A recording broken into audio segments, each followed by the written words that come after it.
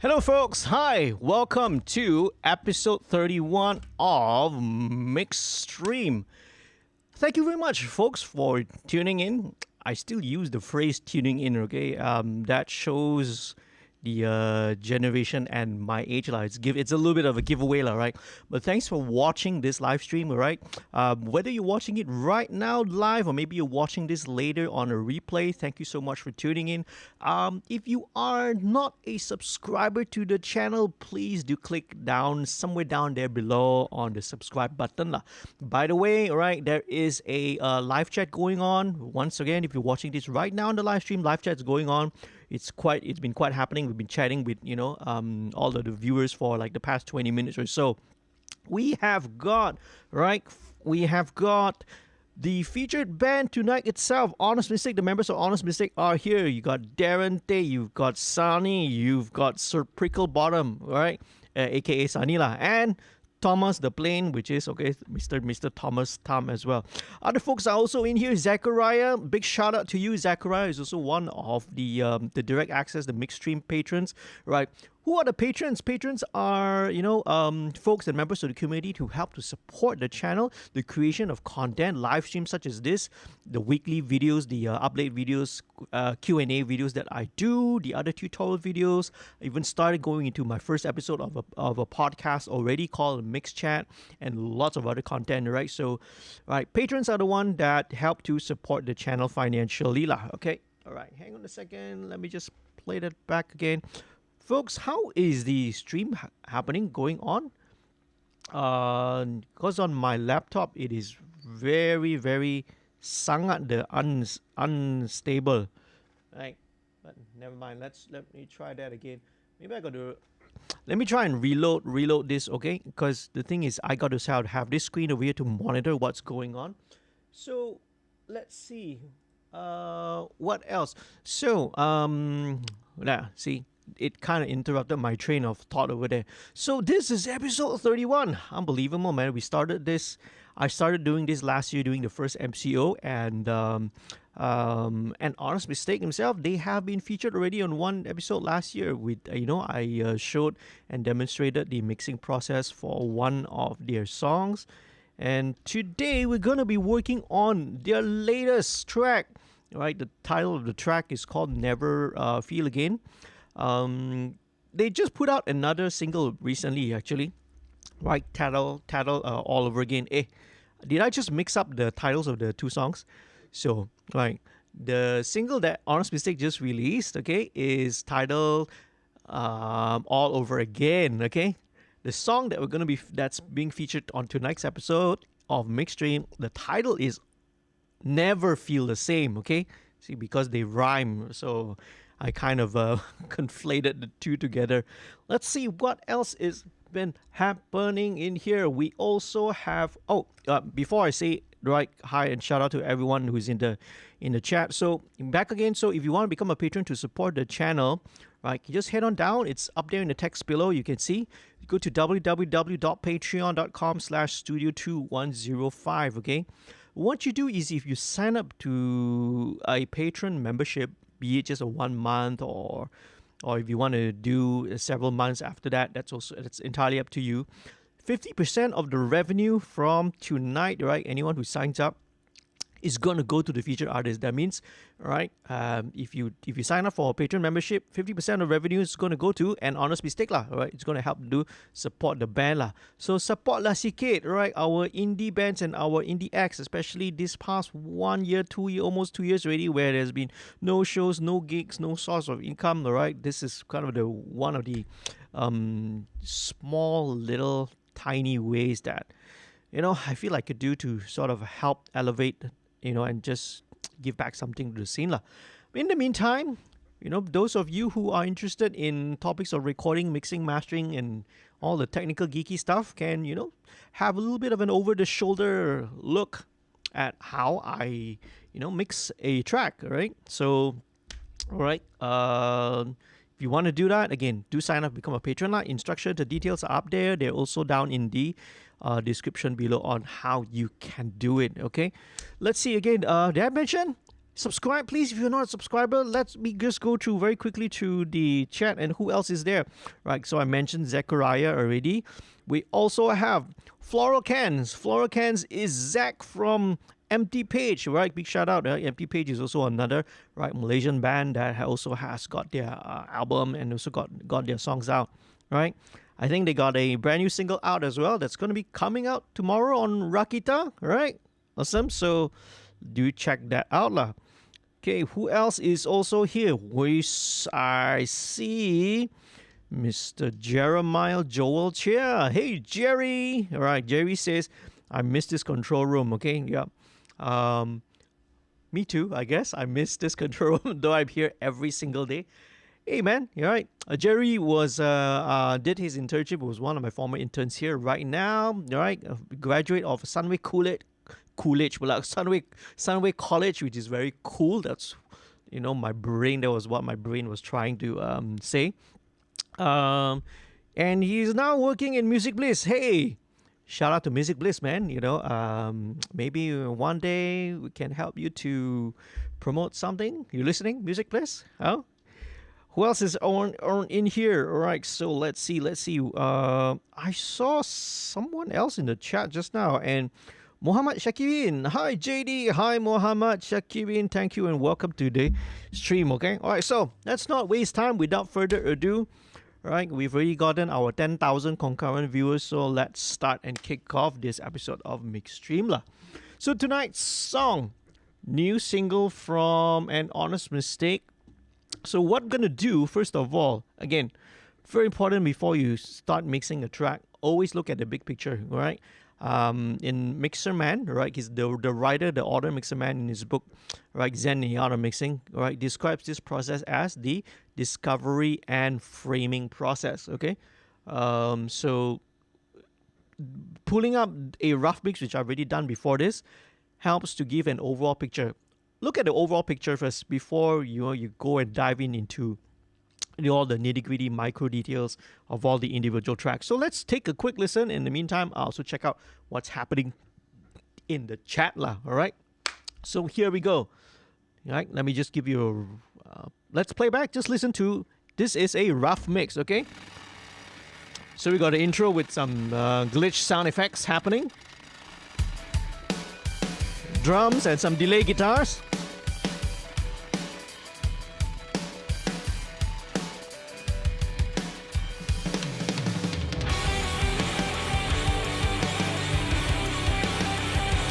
The main riff and chord progression.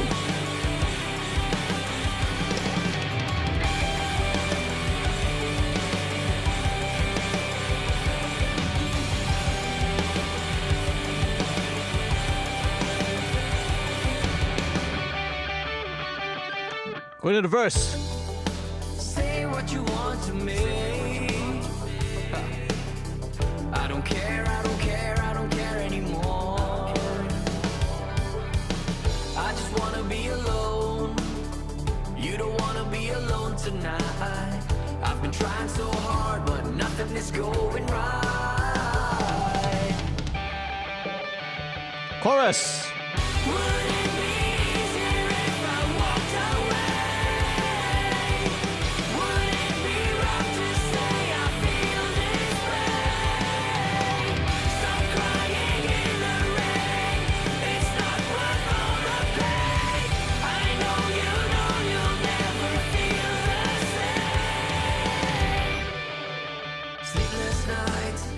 Right.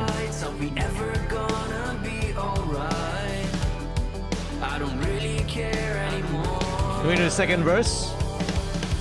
Can't you see we've been running round in circles, baby? Pre-chorus. Going to the final chorus. Second chorus, sorry.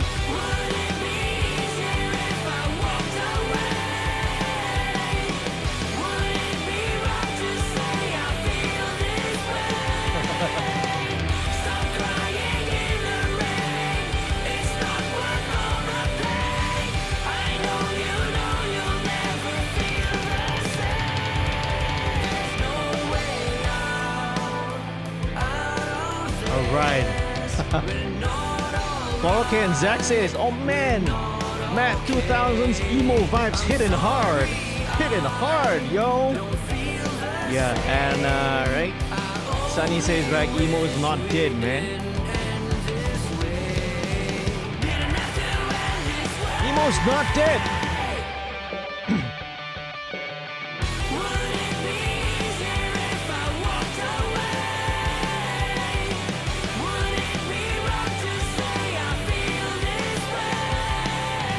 So Sir Prickle Bottoms also said, I actually almost forgot we played this because we already were working on another one. Oh, did you just spill the beans that you guys are working on another song? But that's cool, man. That's kudos to you guys, okay? And there we go. That's the outro.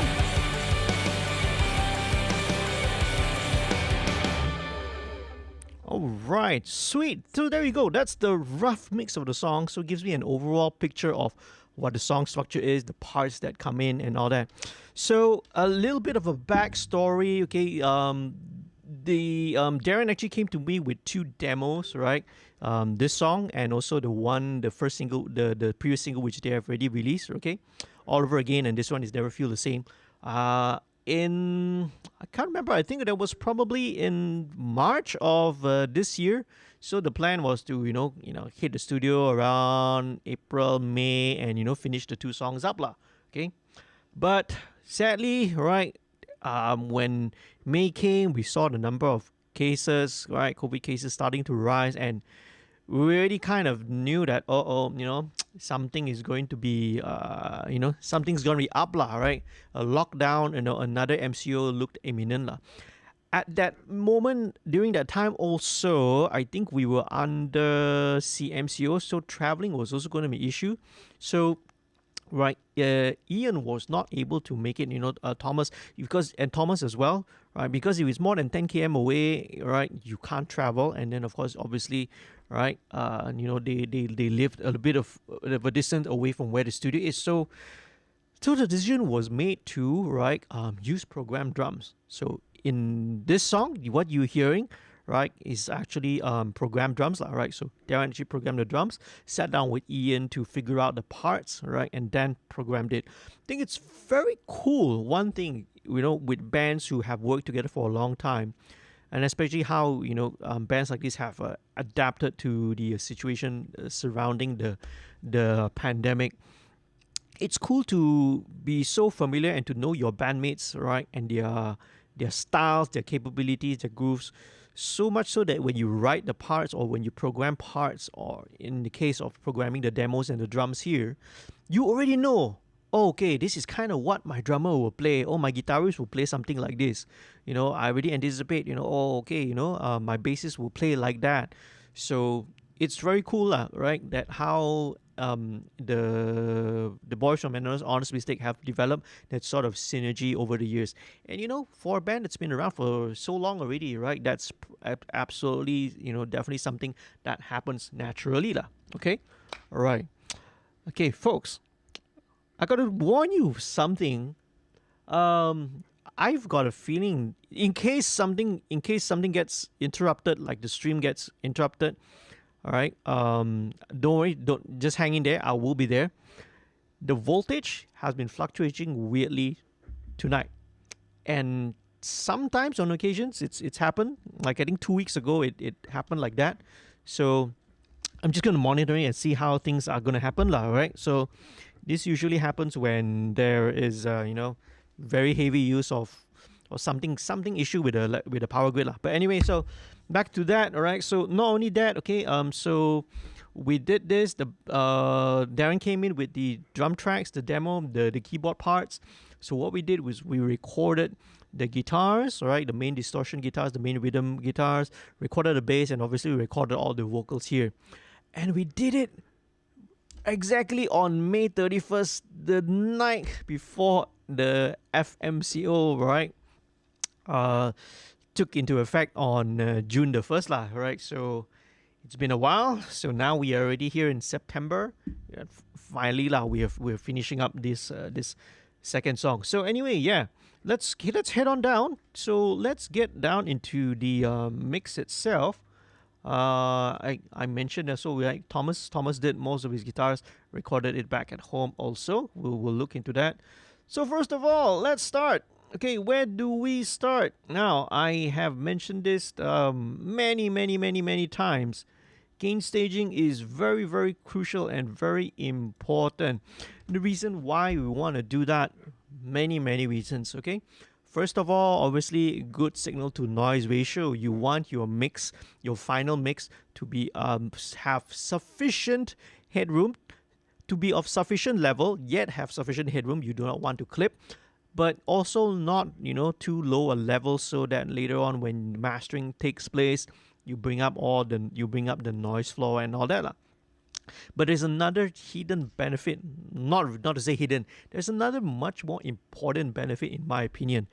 When you set your initial levels, it gives you a baseline, right? It gives you a constant, consistent baseline on your monitoring in here, inside your studio or wherever you may be listening. So the way that I've set it up and calibrated everything is that when I set at my certain level, it's going to be, I'm monitoring here at roughly about 85 dB SPL. On occasion, it will go a little bit, a little bit extra, a couple of dB louder or softer depending on the source material, but I know that every time it's going to be consistent. And the reason why you want to have this consistent monitoring level is because human ears have a non-linear frequency response.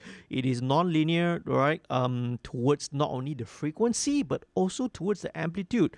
If you, every day if you work at different volume levels, right, for instance, one day you mix on this project, this volume level.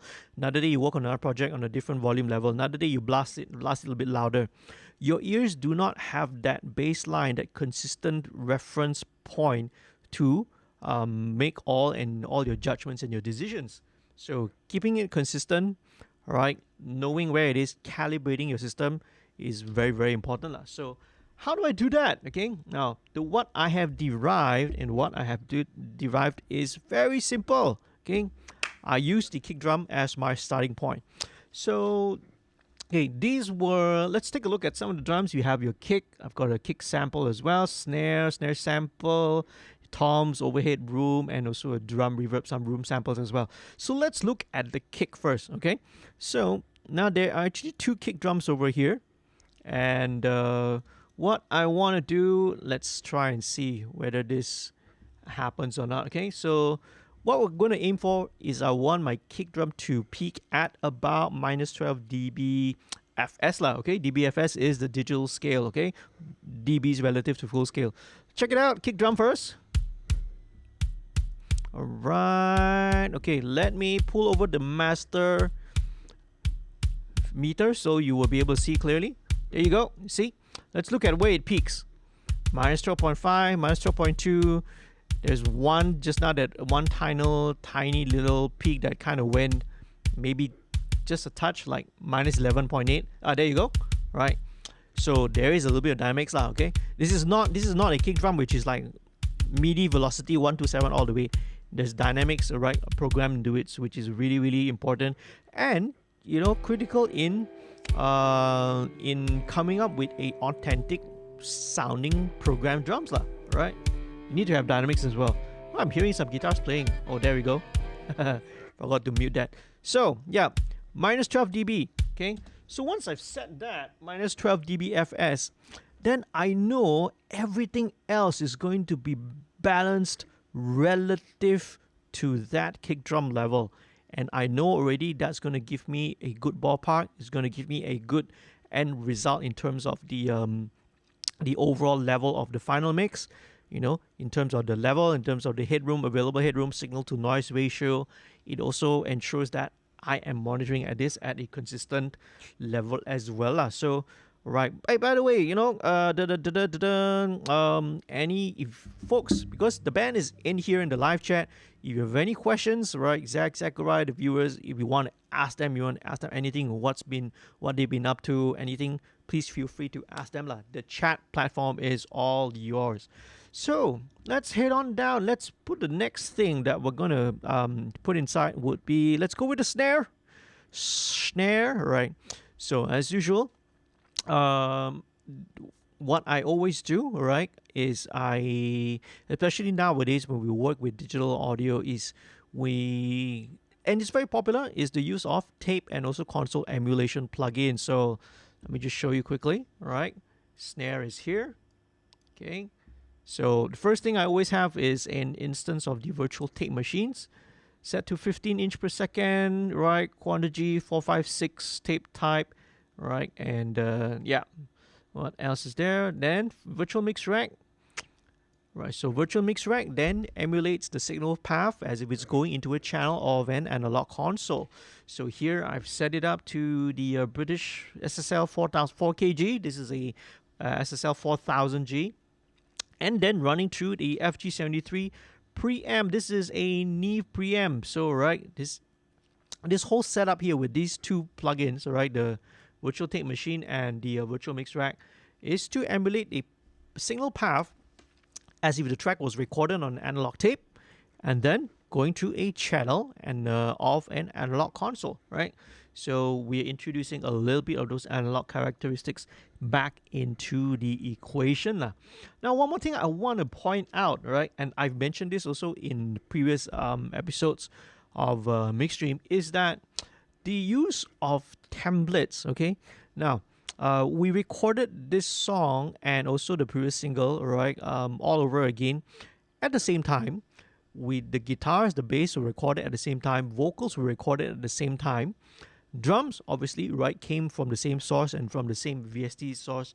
So, it makes perfect sense workflow-wise, okay, if you are a mixing engineer, if you've already established a mix, you already established your EQ decisions, compression decisions, right, on a similar sounding song, right, and the two songs have similar vibes to them, to use those, replicate them so that they will sound consistent, especially in the case of when you are putting out an EP or a collection of songs, right, or a whole album.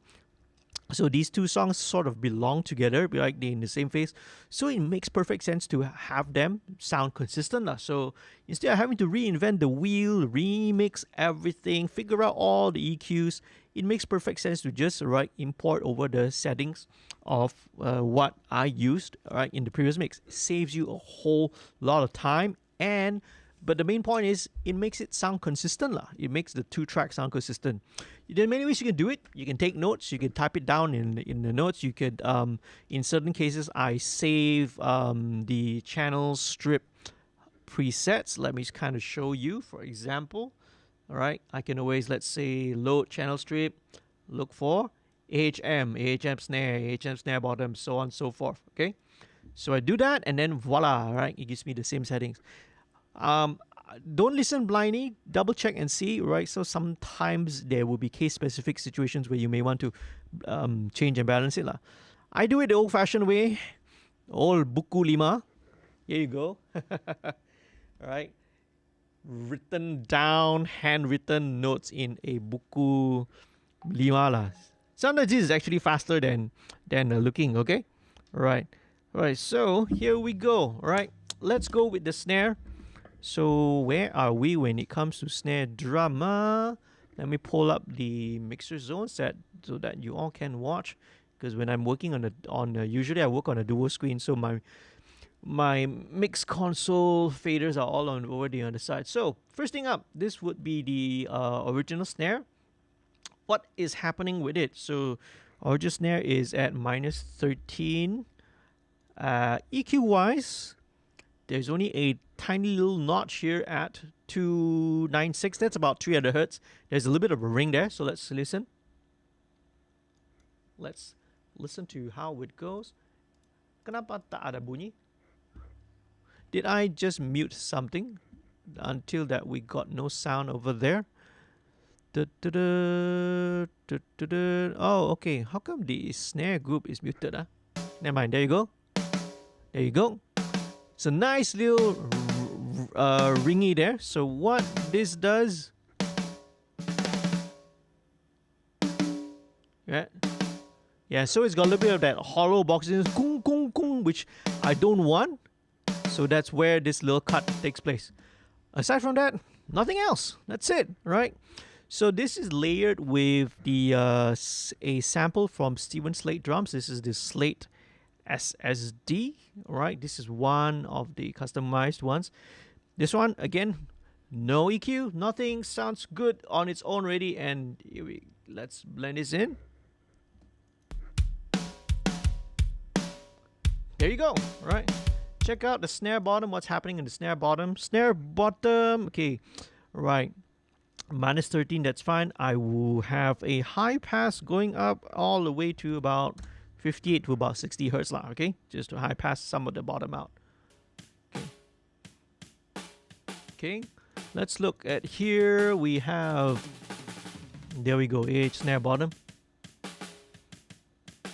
This is to take out some of the resonances lah, okay? But you don't want to take out too much. The snare bottom is actually, snare bottom actually adds a little bit of body to it. It is not only the capturing of the snare wire, which a lot of people associate, the snare bottom mic is to catch the rattle and sizzle of the snare wire. There is quite a significant amount of bottom that helps as well. So let's listen with the snare bottom as usual. Right? Always check to make sure that the polarity is correct. So if I invert this, not much of a difference. There is a bit of a scoop. There's a bit of a scoop. Right? Just a tiny bit of scoop. So that's perfectly fine. Okay, so there we go. Kick and snare. Super simple. Hi-hat. Where does the hi-hat go? Hi-hat again, not much. So I've got a high-pass filter at about 204, right? 203.9 to be exact. Do I have any preset set here? No, right? So again, this is going to be straight up lah. So one good thing working with a lot of programmed drums is that the quality of the sampling, of course, is usually already very top notch. Is already very, very clear and very good. So usually there's not much that needs to be done. Now skip. I will skip the toms. Go into overheads first, right? For me, the overheads are a lot more crucial. So let's see. Now overheads in this case, I will be rolling off pretty high, fairly high in this case. I know about 430 hertz. So let's check it out. Yeah, there we go. Okay, let's see. Do we have anything? Okay, this 300 hertz cut here is the same resonance that was, it should be the same, I think. Is it the same resonance as, oh yeah, see? So it's the same resonance that was on the closed snare track. So that also, you can exhibit and hear a little bit on the overhead track as well. So that's why, right, I had a cut over there. So in this case, right, taking out pretty much a lot of the bottom end out of the overheads, right? In some styles, usually I don't take out that much, but in certain cases, right, this is where it's necessary. I have, because later on, as you see, right, we've got bass, we've got a bass guitar, we've got synth bass, so there's going to be a lot of low end, bottom end coming from those, right? So this is with the, there we go. All right, okay. Now, next ingredient, there is actually a room track, but in my original mix, I didn't use it now. So in the previous one, I actually took it out, but just to give you an example of how this sounds. Okay, right. So now later on, I may use this. Again, it depends, right?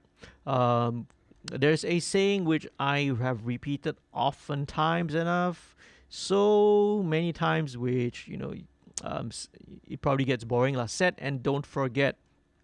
What this means is you set something, you make an EQ decision, you make a compression decision, a certain setting, but don't forget what you did, or don't forget, because how we describe it is that everything affects everything. Something that you do now or something you do later will affect a decision that you made early on. So always be aware of that. So let me just set this up, and then if I decide to come back to it, then we'll see, okay? If not, then no. But from my notes, right, at the moment, I'm not using this. What I have used instead is instead the room sample from SSD. Okay, what I did is I did resample the kick and the snare from this. So let's check this out. So this one I had high pass at about 126 hertz, and let's see how this sounds with the room. So it's a bigger room. Let me solo this. So it's just a kick and snare. To me, this can be a little bit cleaner because it removes all the symbol information from the room. Sometimes that can make things a little too washy. That's probably the reason why I did not use the room in this mix lah. But you never know. It's in handy. I might use it. You would never know. Okay. So in this case, this room sample only triggers the kick and the snare, which can be handy. So let's go to... Alright, let's go on to the toms then. Okay, so once again, toms are, with sample toms, these are again very, very usually well recorded. So let's check this out. My setting here would be minus 10.5. Okay, right. First of all, I've got to unmute the tom group. Okay, let me just tweak the balance according to my notes. First of all, tom 2 is at 9.5, 13. Oops, minus 13. Sorry. All right, again minus 13.5, and finally, tom 5, the big floor tom is also at minus 13 lah. Okay. So let's go through some of the EQ settings here. Okay, so with tom 1, high pass at about 48 or 50 hertz lah, roughly. Okay, and let's just solo this baby. Let's just listen to that. All right. Okay, so with sample toms, it's one of the things which I don't use that often. It's like 95% of the time when it comes to resampling, right? Usually we don't deal with the toms. For me, most of the sample toms usually sounds too disjointed and too separated, but that's the nature of sample toms. Okay, all right, so here we go. So there is just a little bit of a cut at about 324 and at about 220 hertz, just taking out a little bit of that bottom over there. So let's listen. Okay, bypass. Yeah, that wong sound. Yeah, we're just trying to remove some of that. Let's go to tom 2. Tom 2, likewise, high pass filter at about 40 hertz. Okay, so this is just taking out some of the super low and bottom lah. Okay, similarly, you can see this is at what, 234 hertz, 230, almost similar EQ settings, except that it's got one additional 890 hertz here. Let's solo this and see what is happening around this guy. It's better. Yeah, that little boom. There. This is what I was trying to get rid of. Right, because it's an overtone that's not contributing towards the drum sound. Same goes. Let's go with tom 3. Right, tom 3 has a high pass at. All right, this one's much lower because I think we want to keep. We're getting tom 3 here is going into floor tom territory already. Okay, and there's only the tom 3 only happens here. So let's jump here.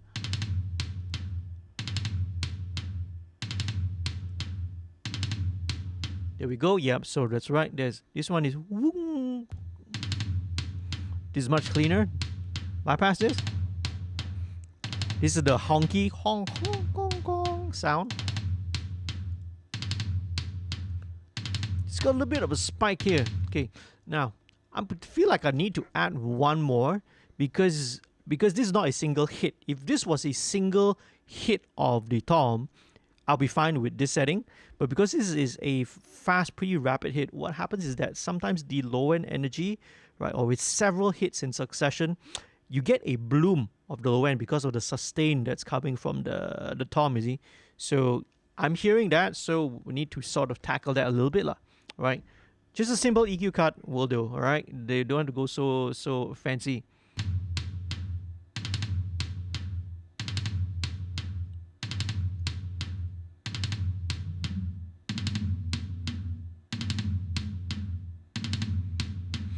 Okay, at about that, about 220, okay?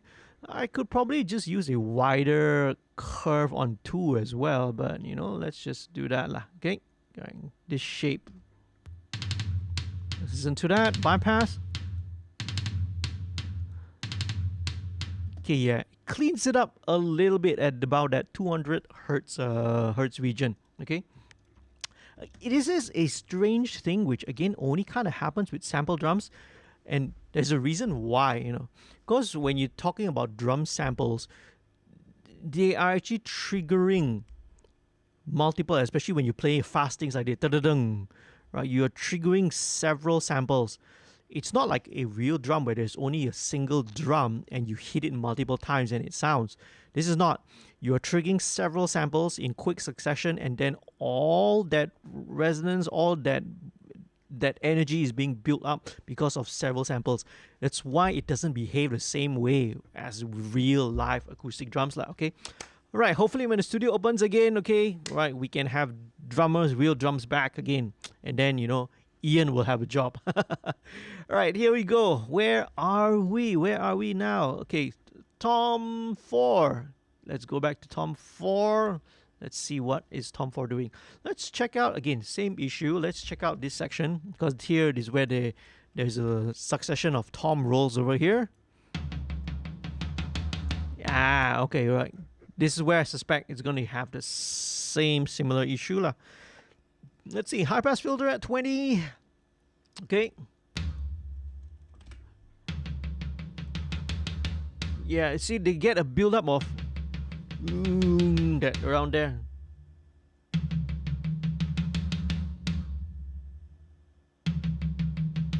At 160, you can hear that, all right? Again, if you're listening on earphones, headphones, or modern speakers, you hear it, lah, okay?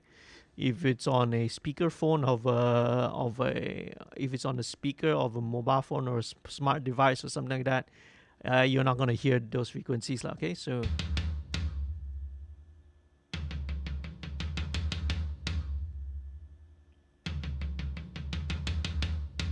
Okay, that's better, right?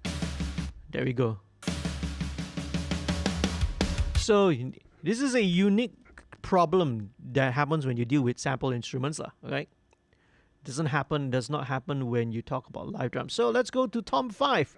5 toms, man. This is gonna be, if this is a real drum kit, this is gonna be a epic drum kit, man. That Ian will need to set up. This was gonna be straightforward. This is like, it's just a single hit, so you know, so at least the low end sustain, that's fine, okay? You don't get the weird build up when you have or something like that.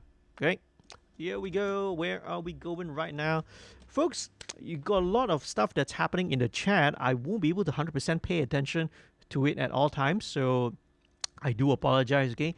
But if you're there, right, I will look into it. The band members of AHM are also in the chat as well, so please bombard them with all the questions as possible. Okay, next thing I want to mix in is a bit of drum reverb, and this actually comes from I can't remember, is this Superior Drummer, Easy Drummer, right? So they also, when you export it, a lot of VSTs also come with a separate, the ability to track in a channel of effects as well. So in this case, right, it's useful, sounds good, so let's just incorporate it, okay? No need to reinvent the wheel. So let's take out, right, with reverbs, you don't need all the bottom end. So sometimes I go up to 200, sometimes 300 hertz. In this case, it's about 160, and just shave off everything above 7K. What else did I do in the drum reverb and drum reverb? Okay, yeah, so here is just taking out about 4.5K, right? About 5.5 dB or so. This is definitely because of the splashiness, so that helps you. Yeah, that thing. All right, so that helps to take it out. So let's listen with the drum reverb and without. So without, there's a bit of room already, okay, but now with the reverb, a little bit bigger.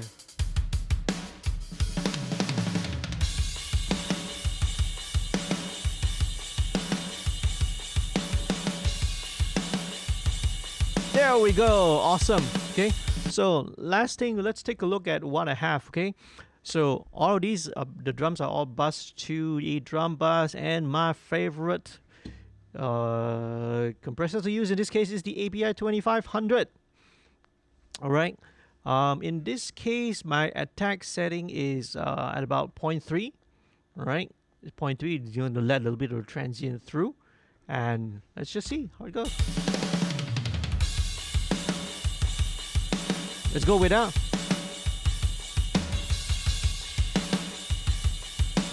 Still sounds good. Still sounds good. Just the API just clamps down on a bit, makes it just a little bit tighter. Okay, so I could perfectly do without the API as well. Yeah, but in this case, it just helps to clamp it down, lah. All right. Let's go on. So during these little fills, there's this little drum filter loop going on. So let's just blend it in.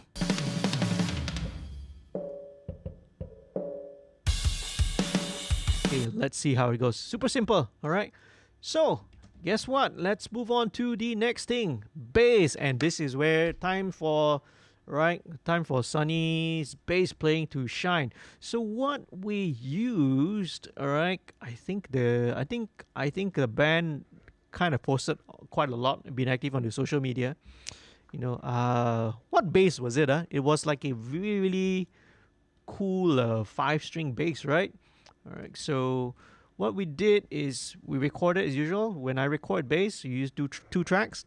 One is a DI, one is a clean DI, and another is a character DI.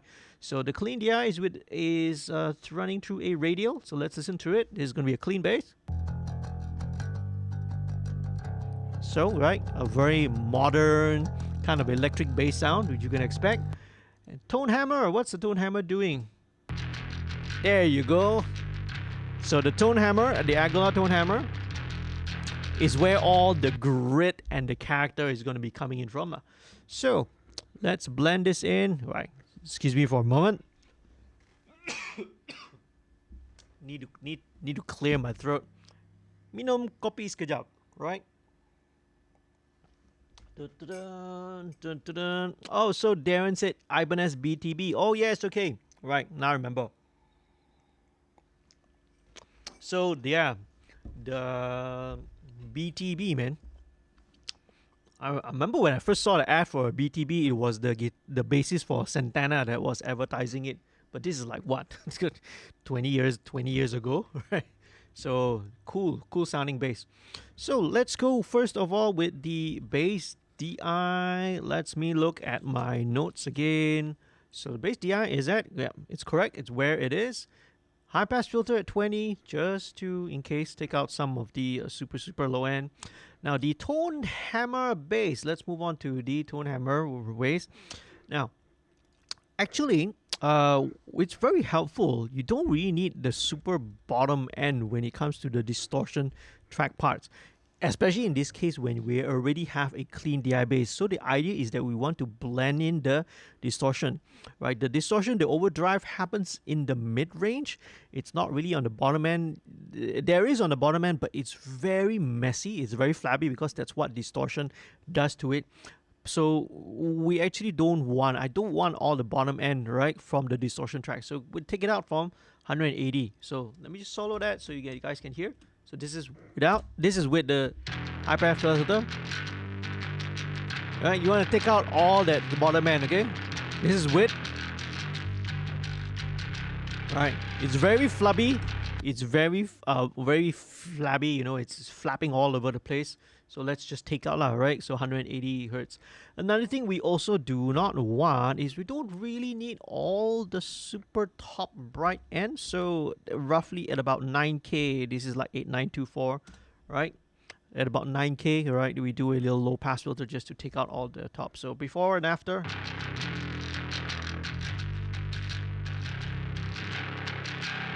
Okay, see, automatically tightens up the stuff.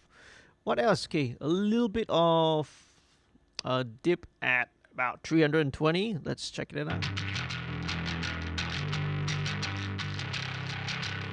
Yep, so that takes that out. And there's also a little bit of that 1.5K. There's a bit of a peak there. Yeah, that again helps to smoothen out some of the things lah. So how do they two sound together? So this is a couple of dB softer. So let's blend this in. Let's listen to clean bass alone. Then with the overdrive.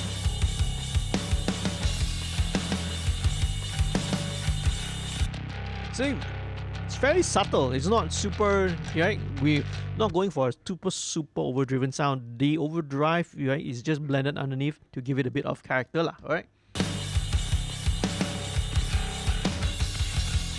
Okay, now, here we go. Let me just quickly show you. Bass is gonna go to this bass group here. It's bus to a bass group. As usual, this is what I put on my bass channel. Waves C4. It's a multi-band compressor. Only the bottom band, the lowest band, is being used. Right. In this case, I've set the band threshold to about 150 hertz. So this is going to be acting on only 150 hertz and below lah. So once again, let me try and solo that so you folks can listen to what is actually happening. Right, so only 150 and below, right, which is pretty much only from the clean DI lah. You don't hear a lot of distortion below there. You want a clean bottom end, but you want to have that grit, right, in the top and in the mid range. So when you clear everything,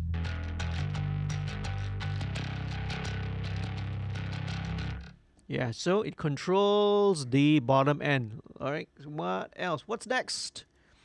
What's next is the Surfer EQ. I love this baby, okay? All right, once again, Surfer EQ is an intelligent EQ that can automatically surf the frequencies. But not only that, you can also set it to the various upper harmonics as well. So, right, I've set this to the 5th harmonic, right, which is, again, I've repeated this before lah. This is a it is a major 10th, right? Actually more than that. It's 2 octaves. It's a 10th above the octave, right, of the fundamental. So this means music theory wise, okay, if you play a C note on whatever instrument, this will be 1 octave, 2 octaves above, and then you add a third. So there will be an E. So you have a C and an E, right? What happens when you have a C and E? That's a major third. Do, re, mi, do, mi, right? When you play it together, you get a major third. What happens if you get a chord that's supposed to be a minor chord? For example, A minor. Now you can't have this harmonic there. The 5th harmonic would be this major 10th, right? It would be a C sharp. That would sound weird if it's supposed to be a minor chord. So sometimes it helps with definition, right, with the bass notes to take out, for in this case, the 5th harmonic lah, over here. Sometimes I will go with the 7th, but I think 90% of the time I've always gone for the 5th. So just chuck out a little bit, 2 dB of this, and you can see the Surfer EQ in action. It's going to track, right, the note and the fundamental. See. Yep, so it does that automatically. Alright, so this is just to give a little bit more definition. 1176. Alright, next thing, this is giving a bit more, fairly aggressive. Alright, not as much as I usually do, but you know, but that does the job lah.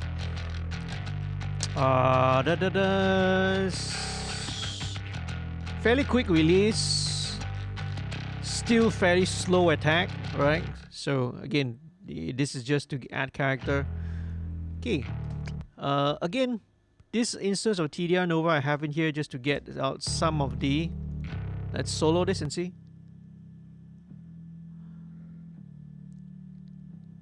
See, this is also kind of the where some of the particle resonance was happening. So I had this dynamic EQ here to help take care of that. Let's solo this one. This is essentially, let's see, 200. This is at 500. This is to take out this. You can hear it, right? This sound, this boxy sound that was happening. So, with things like fixed EQs and dynamic EQs, I use that to take out fixed sounds and fixed resonances, okay? But in the case of something that is a moving target, that's where something like surfer EQ really comes into handy. Bass rider, right? So bass rider, okay. All right, bass rider helps to keep the levels in control, right? It automatically rides the fader, followed by MV2. MV2, I love MV2, man, especially on the bottom end. Brings out a lot of the detail, the lower energy detail, right? The harmonics, upper harmonics, and stuff like that. So need to compensate. You gotta be careful, all right? Obviously, if you just apply it on, it sounds louder. Then it makes you think that it sounds better. You see, but all right, listen back at equal volume. So I compensate down at -3. There you go. Without. All right, play it again. Bypass. A bit flubby. For me, it brings out the bottom a little bit more, right? It just brings out the bottom just a little bit more. The top end is ready, right? The mid-range and all that is already fine. So there we go. That's the bass. That's the bass.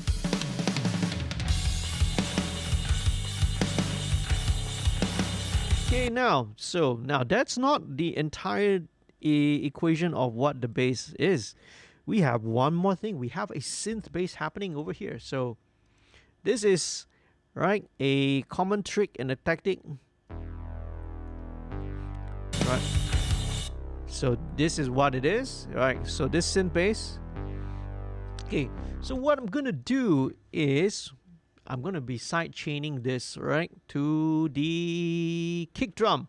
Because what we want to do is we want this synth bass to sort of, go out of the way, let the kick drum come through, right? This will give you a bit of a tighter low end, and it helps to give a bit of separation between the synth bass and the kick drum. So let's take away the auto makeup. We don't want that. I would go for a ratio of about 4, okay? 2 is a bit too, 2 or 3 is a little bit too light. So there we go. So we're gonna take and side chain this from the kick drum sample, and let's send it to the side chain. Okay, side chain. All right, set it to unity. So let's check out what's happening with the kick drum and the synth bass lah. Okay, here we go. So let's pay attention to what's happening here. Okay, so you're only listening to the kick drum and synth bass. Okay, I'm going to lower the threshold.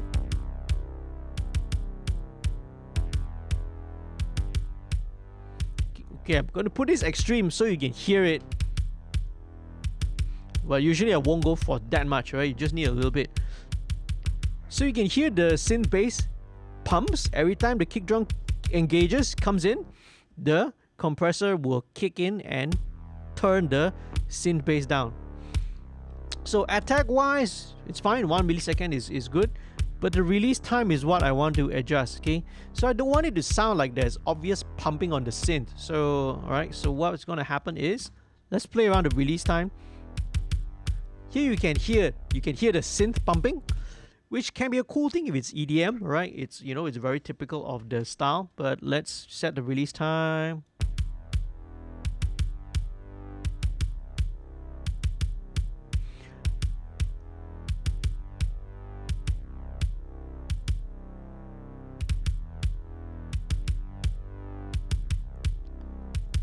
So I brought it down to about 150, so you don't hear the obvious sucking back of the synth bass, right? It's more of you want that kick, and the bottom end of the kick. Once the decay of the kick decays away, then you want the synth bass to take its place, right? Again, this is more appropriate for the style of the genre. Like, it depends on the genre, right? In EDM, you might want to have a longer release time. Usually, you sync it to the tempo of the song so you get that rhythmic, pumping kind of feeling. In this case, about 150 milliseconds, right? So it should gel together really well. And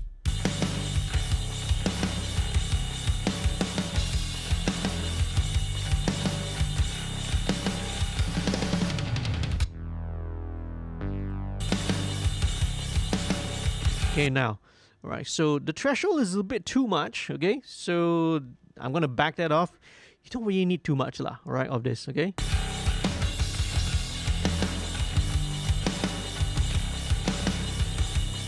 In fact, I might even increase the release a little bit.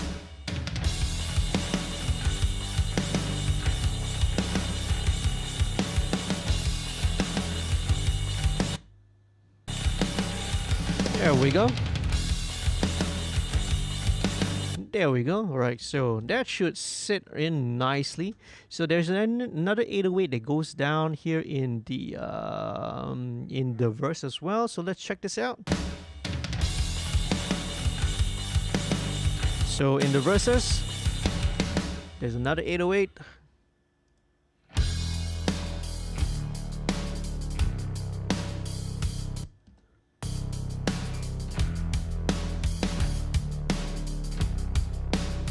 Take this down.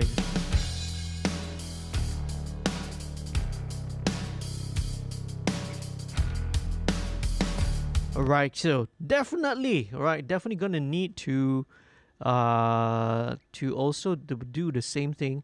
In fact, but first of all, let's apply the usual tape and console just to give it a bit of saturation.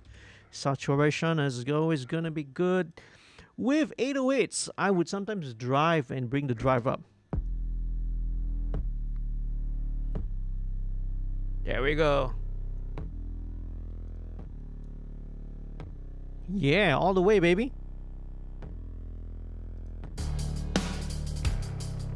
Okay, so the thing is that it's also having that same thing, right? The kick drum is kind of not coming through because the 808 is eating up some of the bottom end. So same thing, let's go for the same thing, okay? Sidechain activated. Ratio 4, I had about, what, 200? Is it? What was my release time? 200? Yeah, about 200. And we need to set another sidechain. So let's set this one. This sidechain is going to go to 808 bass. Same story lah. So let's listen to it now. All right, let's listen to how this goes. Let's bring the threshold.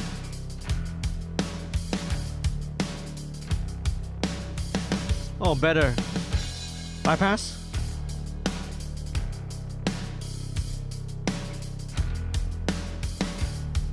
So it's not bad without it, but it kind of melts together. What I would rather want, and what I would rather prefer, is to really have the kick drum be a lot more distinct lah. So I guess this is where the sidechain will help lah. All right. Okay. Another thing, I think I know why. Great. This 808 has got a bit of a percussive transient to it. So what are we gonna do? Let's try and play around. Let's put an envelope shaper right here and just suck away the attack.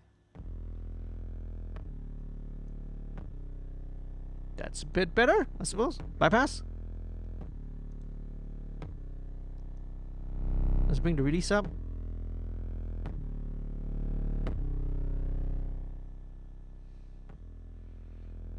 Nah, not really doing what I want, but it takes away a little bit of the attack. Let's bring the attack faster. And mana itu sidechain. There we go.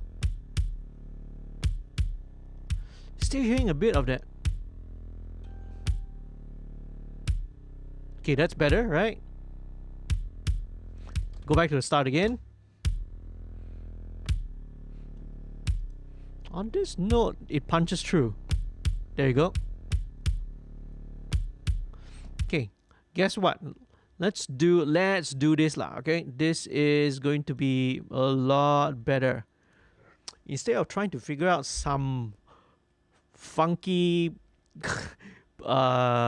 plugin chain to try and solve and address the issue, sometimes the simplest thing you can do is just edit it, right? Same thing goes with things such as, you know, breaths and things such as plosives and all that. I know there's a lot of plugins nowadays that can debrief lah, de-plosive lah, de-this, de-that, de-whatever. And sometimes it does save time, you know, in certain cases. But honestly, best sounding results is when you go in and manually deal with this. And it's the beauty of working with DAWs, man. You know, you can go in and edit this. So let's chuck that. Let's just take away that transient there. Much better. So much better. Why still got some little... Okay, that's probably a little bit of digital click here. Yeah, that is why. Okay, all right. Okay, so let's do the same thing. Let's just apply a short little fade out here because you see what happens here? You get a digital click lah over here. So do a short fade out. See whether we still get a click or not. It's better. Much better. Why does this still sound like there's a click here? How come this guy didn't fade out?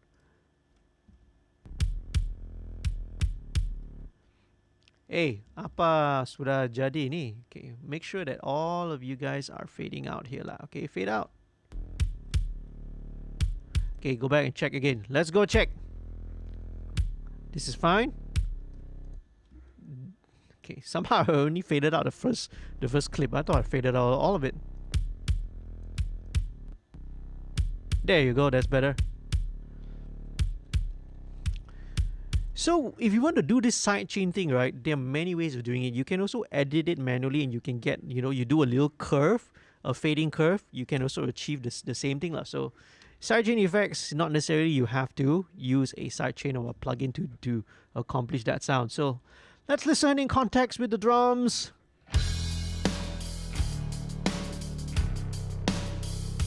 Nice.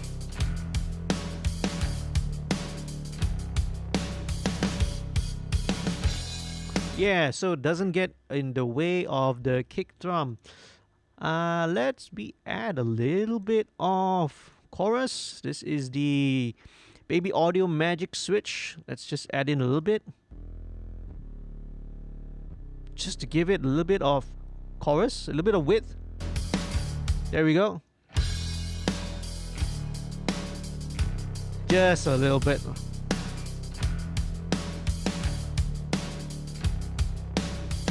There you go, right? So now the kick drum is a lot more defined. Okay, let's do the same thing for the second verse first. Don't forget, all right? Let's do the same thing for the second verse. All right, make sure that save as we go along. Save as we go along. Let's take out, so fade in the little transient here. And then fade out just to prevent digital clicks. Check here. Let's check.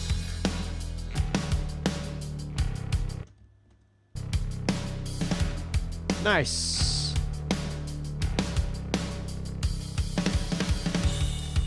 All right, cool. Very cool. So there you go.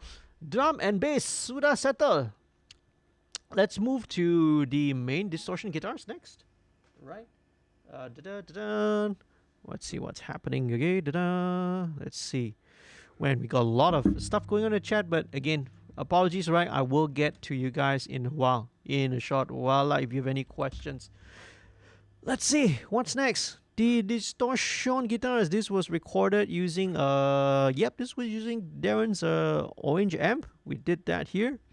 So let's look at this. This is the 160 is mic'd up with the Bayer Dynamic M160, which is a ribbon.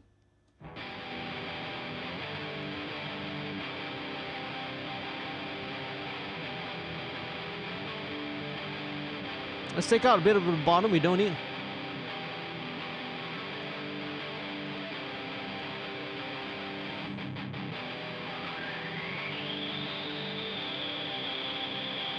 Right, so it's got about that at 3.3. Again.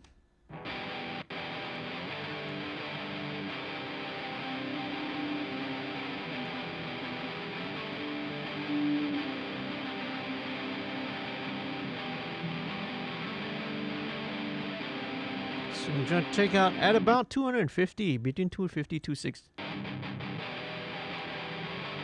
There we go. All right, so let's check out the 650, which is the ATM 650. Same thing, tape and console emulations. Let's solo the 650. 650 is kind of the contemporary of the SM57.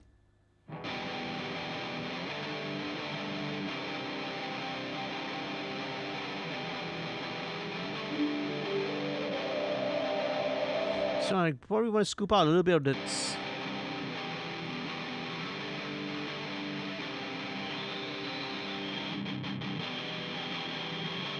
So yeah, so it kind of exhibits the same thing, right? It's the AMBA 3.3, then the speakers, just a little bit of that at 2.3K.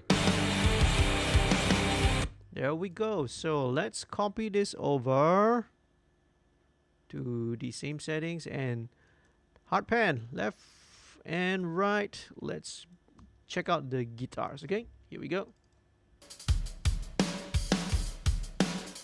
Let's bring them in.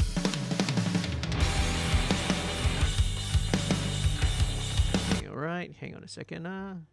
The quick link is not behaving.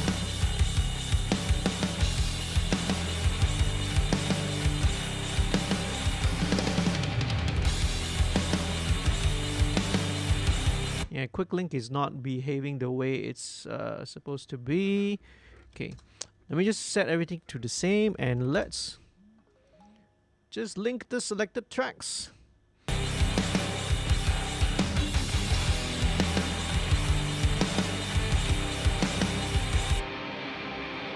All right, cool. Let's put that link again, all right?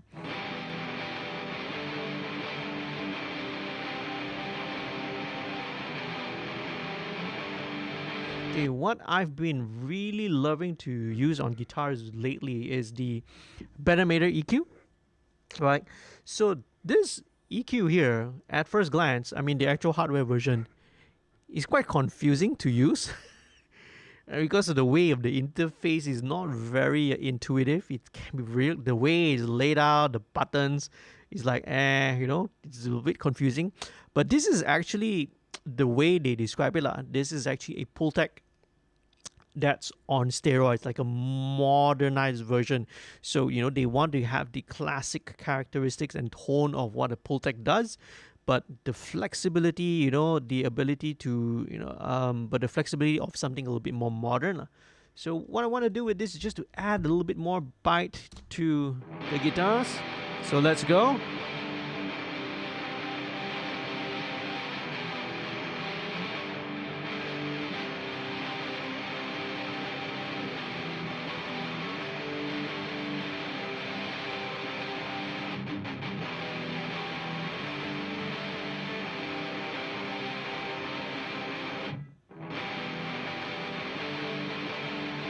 Okay, all right.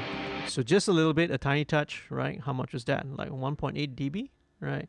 Now, just want to take out a little bit of that. Okay, so see, I'm also confused when I look at this. So this is the EQ1, right? So EQ1, let's look for, let's bypass this first. Okay, let's go for something sharper.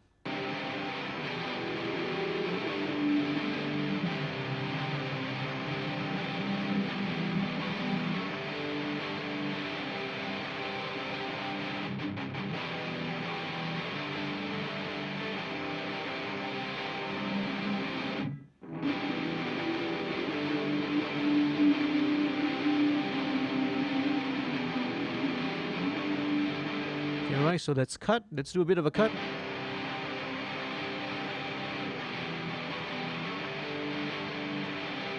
Bypass.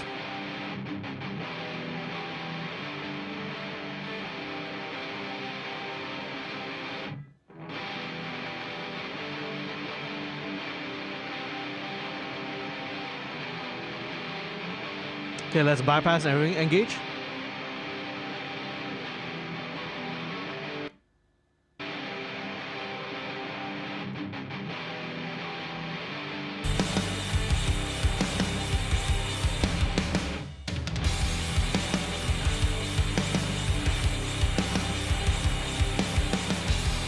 Alright, cool. Now, one last thing I would want to do is just add a little bit of the Tdr Nova, right? Just one or two like harsh ringing frequencies which I want to get rid of.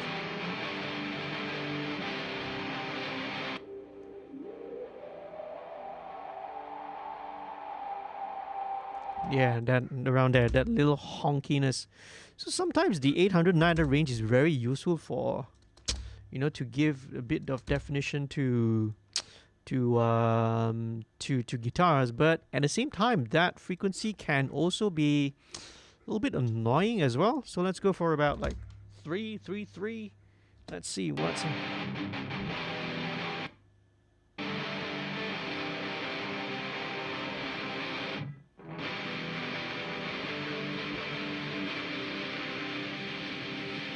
okay, right. So now this one you're getting a little bit more scooped sound already. It's not what we want.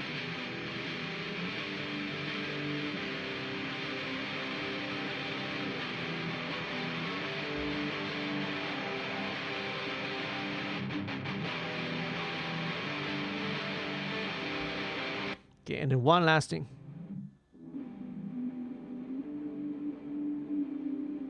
At about 270, 280 hertz.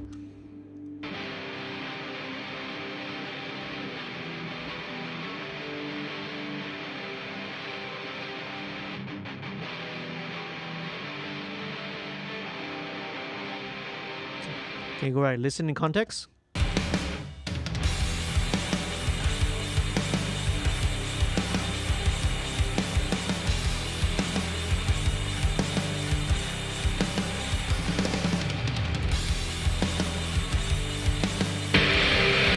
Oh, hello there. Sorry, folks. You get a little bit of a shock. The fader went and jumped up all the way into that. Let's go one more time. Now, I don't think I need too much of this guitar over there, right? Did anybody get a bit of a blasted in their ears? Apologies. There we go. Okay, so that is the main rhythm section. So we got your drums, we got the bass going on, and guess what? We're gonna move on next. Would be to the vocal. Okay, so vocal, in my opinion, right, is gonna be the most important thing in the mix. That is the one that the listener listens to. That's what they memorize. That's what they be singing along. That's what your fans will be listening to anyway. So check it out. So very quickly, after I've done the drums, the bass, and the main rhythmic guitars, skip all the other parts, right? I would skip all these, the clean guitars, the lead fills, all the delay part, guitar parts. Go straight to the vocal. Fit that into the mix first of all, right? And then you are good to go, all right? So I've done all the editing for all this already. This has already been pre-edited. What I'm going to do, first of all, very quickly, I will want to briefly sort of explain what my vocal mixing chain is like. Roughly speaking, I divide it into two stages, right, or two processes. I would explain. So, the first one, the way I describe it is called the corrective processing, the corrective stage. So what's the corrective stage? Corrective stage is removing, basically what I'm thinking of is, I'm removing all the ugliness. I want to remove all the parts which is unwanted, it's not necessary. Things such as low frequency rumble, maybe some harshness, things such as sibilance, clicks, pops, and all that, transients, those sort of stuff, like corrective processing. Deal with it, right? Remove all the ugly edges, the ugly ends, right? And then you are left at least with a clean, good vocal, lah. Then only the second stage do we go into the creative side of EQ, and I'll show that in a while, lah. Let's start first of all with what I have on the vocal chain, okay? Right, so now I am debating whether I want to use this, right, the waves tune, because this already has been edited, right? We've already tuned manually, dealt with the vocal tuning already, but I may or may not use this later on in the mix. We'll decide as we go and see, lah. We'll go one by one what I have right in the vocal chain. First instance, this is Tdr Nova. So Tdr Nova, this is a parallel dynamic EQ. It is totally available for free. All right, the links on how you can download some of these plugins I left down in the description below. What this does is that it gives you 4 bands of parallel. That means you can run it and process it in parallel, and a dynamic EQ. Like dynamic EQ is very, very powerful. It's a very powerful tool. Use it. I love using dynamic EQ, right? Because in place of regular EQ, a normal standard traditional classical EQ, you can only apply your amount of cut, amount of boost, your width, right, your Q factor, right, your bandwidth, and then obviously, right, the center frequency. What is your target frequency now? What dynamic EQ brings into the equation is, as the name implies, dynamics. So what this means is that this is like a frequency specific, a band specific compressor. You can dial in the band, right, to a certain range or certain bandwidth of frequencies and have it only act, right, react when you exceed that particular threshold, just like what a compressor does. So you can see, right, it's got your classical, your basic, your normal EQ settings, your Q, your center frequency, your amount, your plus or minus of your boost or cut. But this section here, you see, this is where the compressor, the dynamic section comes in. Threshold, ratio, 3:1, attack and release, lah. Okay, right. You have other controls as well as your, which is here, the how much of the dry signal mix. So this is where the parallel comes into play. At the moment, I keep everything at 0%. So what we're doing here is just kind of, let's bring to, let's say maybe, let's go to the chorus, okay? Because that's the most energetic part of the song. I want to deal with it. Solo. Would it be easier if I walked away? Would it be wrong? Let me show you what's happening. I feel this way. Okay, actually, let me just turn off some of this other processing first so you can hear it a bit more distinctly. Stop crying in the rain. So let's go. So this is what we're trying to remove here, okay? Play. Would it be easier if I walked away? Right, so that range, right, that range of frequencies, right, especially this in this song where Darren, the vocals is really belting out loud. It's almost kind of screamish. Okay, so at about 5K, this helps to tuck out and tame some of that aggressive 5K frequency lah. So the other band that I have in here, this is about 676 hertz. Let's check it out, how it sounds. All right. This is the honkiness. This frequency is what I'm looking for, okay? All right. I feel this way. Stop crying in the rain. So that's how dynamic EQ works, as you can see, right? It only engages and reacts, right? It only attenuates in this case when those particular frequencies, the energy in those particular frequency bandwidths, 676, 680 hertz, and 5K, that region, okay? It's a little bit too much, so it helps to control it. Now, another plugin which I want to very quickly show you, I've been using this a lot recently, ever since I got it, is Baby Audio, right? This is a brand new company also. Smooth operator, okay. Right, so this also does something similar, right? It also acts and behaves in the same way, right? Except that this one is slightly different way of working. It's a much more intuitive, it's a much more graphical way of playing with it. So similarly, you got all these different points, and what it does is that you dial in the certain points, same thing. Bandwidth, you can play around with the bandwidth as well, okay? You can play with the amount of boost and cut if you want. So this one here, it just happens to be, especially on the aggressive vocal parts, a little bit of peakiness at 9K. So this helps to just to bring it down a little bit. So you can see the overall general curve of this as well. Takes out some, smooths out some of the bottom end. Mid-range here, 1K, alright, we pretty much leave it alone. There is maybe a no, there's no offset here, so that means right on the top end as well, it's flat. So basically, that's all. That's all it's doing, okay? Let's really just play it so you can see what's going on. Would it be easier if I walked away? Yeah, let me bypass it, then you hear the difference. Is without. Would it be easier if I walked away? With. Would it be wrong to say I feel this way? Stop crying in the rain. It's a lot tighter, right? It's the bottom end, the way that this is dealing with it, some of the bottom end is not so woolly, it's not so jumpy, right? It's a lot tighter sounding. And this 9K here, I think, has got to do with more of the sibilant frequencies, like more than anything else. So that's what Baby Audio Smooth Operator is doing here, okay? All right, copyright to Sade. So next thing, right, back to the same virtual tape machine, right? Just to give it a little bit of tape goodness. Virtual mix rack, similar to what you've seen earlier with all the different tracks. Only difference is in this case, right?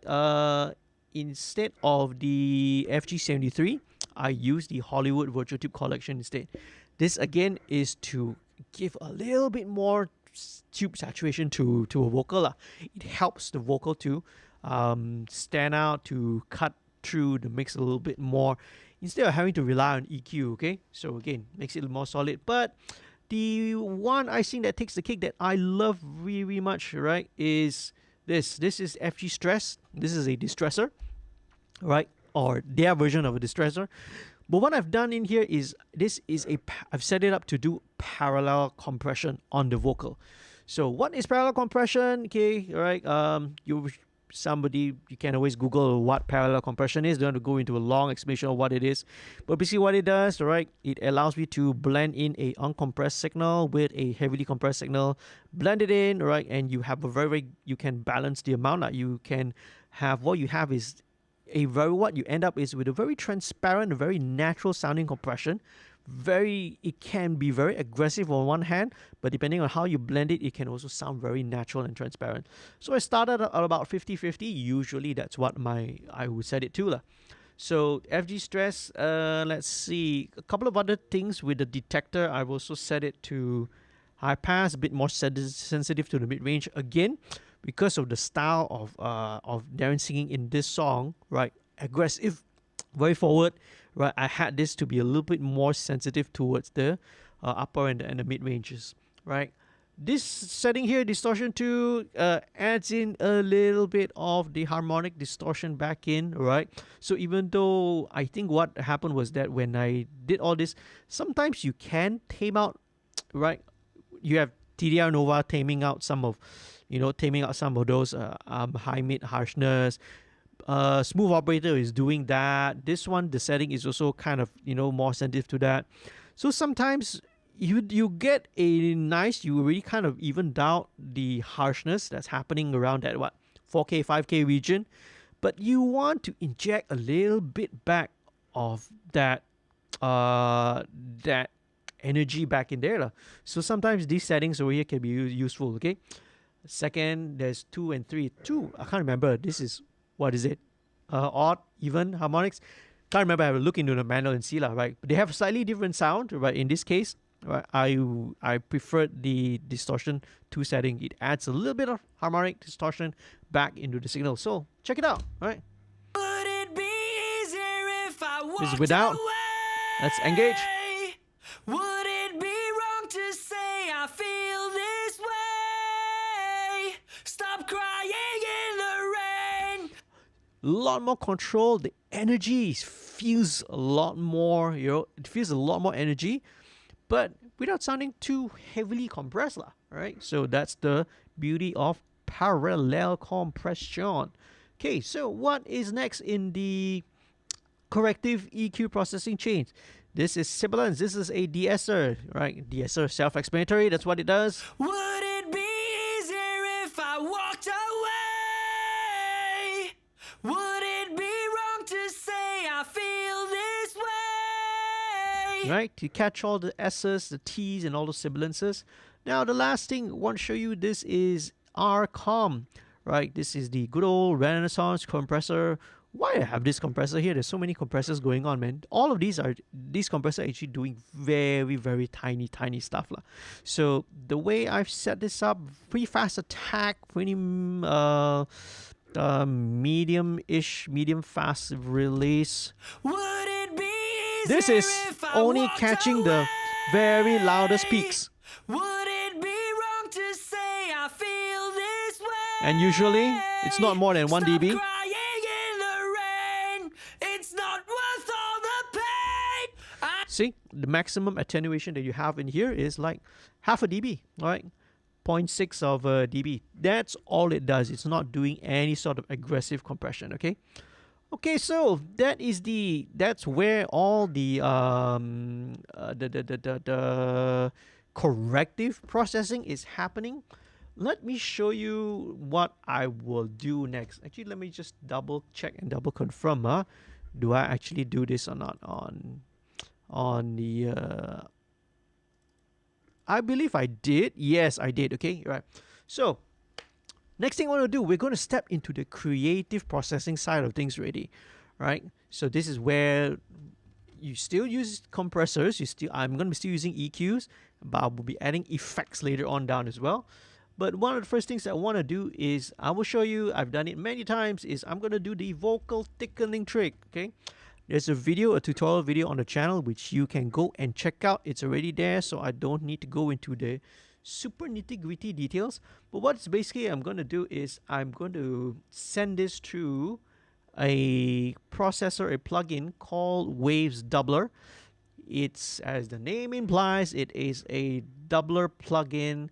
It behaves like a chorus / delay, sort of a thing.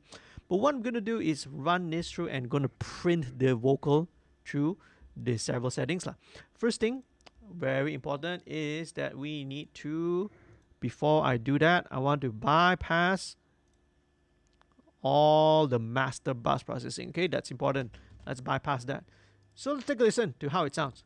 Say what you want. So this is doubler, right? You can hear wide stereo. All right, let me just bring out the interface for you so you can check it out. Now, this is actually the default setting. It works great the way it is already. The default setting, I use it right on the default setting. So what I'm going to do is I'm going to export, all right, the vocal through doubler, total of 4 times. But each time what I do is I will, slightly adjust the detune settings, switch them from left to right, so that I will end up with 4 tracks of slightly detuned chorus vocals of varying amount of modulation to them. So this is where, if anybody wants to go and take a break, you can go and do that. Go and catch a toilet break or something like that, because I'm going to be exporting this, and I'm going to try and catch up on what's happening in the chat, man. So a lot of things are happening over there. So let's go. First of all, export audio. Make sure doubler. Let's put a proper file name for it. Doubler +3. File type, wave, sample rate 48K, 24-bit, left, right channel, and very important, create new track and insert to pool. Okay, so left, right markers have been set, and export. Here we go. What's happening in the chat, guys? Thank you so much for sticking around. What time is it now? Coming up to 11. Awesome, man. And let me just very quickly catch up with what else has been going on with the chat up here. So let's take a look. Where are we? Right. So Darren said, got 2 new ones, because there was a question of, because Sonny said that, oh, they were working on new tracks. So got 2 new tracks coming up. Yeah, okay. Right. All right. So what's going on? Forgot I did all the screams. Haha. Hit only, not full scream. Maybe next time we need to do a breakdown song. Right? Oh, just now. Hopefully stream stays. Seems to be fine right now. No issues. Right? No power supply gremlins happening. And Jonathan. Hi, Jonathan. Jonathan Charan Raj, Jobbing Wheel God right here. Thanks for joining in the live stream, man. Sorry that now only I managed to look into the chat and get to you. So, Jonathan, yeah, bro, this is good stuff. Right? Help with a lot of stuff you do, man. JD's man when it comes to rock stuff. Okay. Not only rock, pop also. Okay. Jonathan, lucky also since I use Cubase too. All right. Cubase gang. All right. Cubase for the win. Right. Thomas, the plane, they see me roll in, they hate in. All right, okay. So Darren said couldn't get a ding wall, so this will have to do. Oh, okay. You guys will try and look for a ding wall bass, right? So Juice, hey, hi. All right, so Juice as well. Thanks for joining into the live stream. Hopefully you are still watching there. MV2 is also one of my favorites. Yes, absolutely, man. It's indispensable. I use it so often in so many things. All right. Not only a bass, acoustic instruments, solo stuff, but when it comes to leads and solo fills, it's really, really handy. So the Surfer EQ works by notes versus how dynamic EQ works by intensity. Yes, correct. Right, Surfer EQ. It's developed by Sound Radix, right? So Surfer EQ identifies and tracks frequencies. Okay. I think they also have a dynamic EQ version of it. I don't know. I'm not really sure 100%, but we'll check that out. Okay, so the first one is done. So second one, right? So the second one, right, it will be -6, right? We swap this around, and for good reason I explained before, because if you maintain the plus minus on the same side, what's going to end up is one side suddenly becomes sharp, one side becomes left. It'll sound weird lah, okay? Trust me, it'll sound weird. So we don't want that. Okay, so doing this evens out the detuning and the pitch discrepancies on one end. So let's name this one doubler -6 export audio SAP. Okay, what else is going on?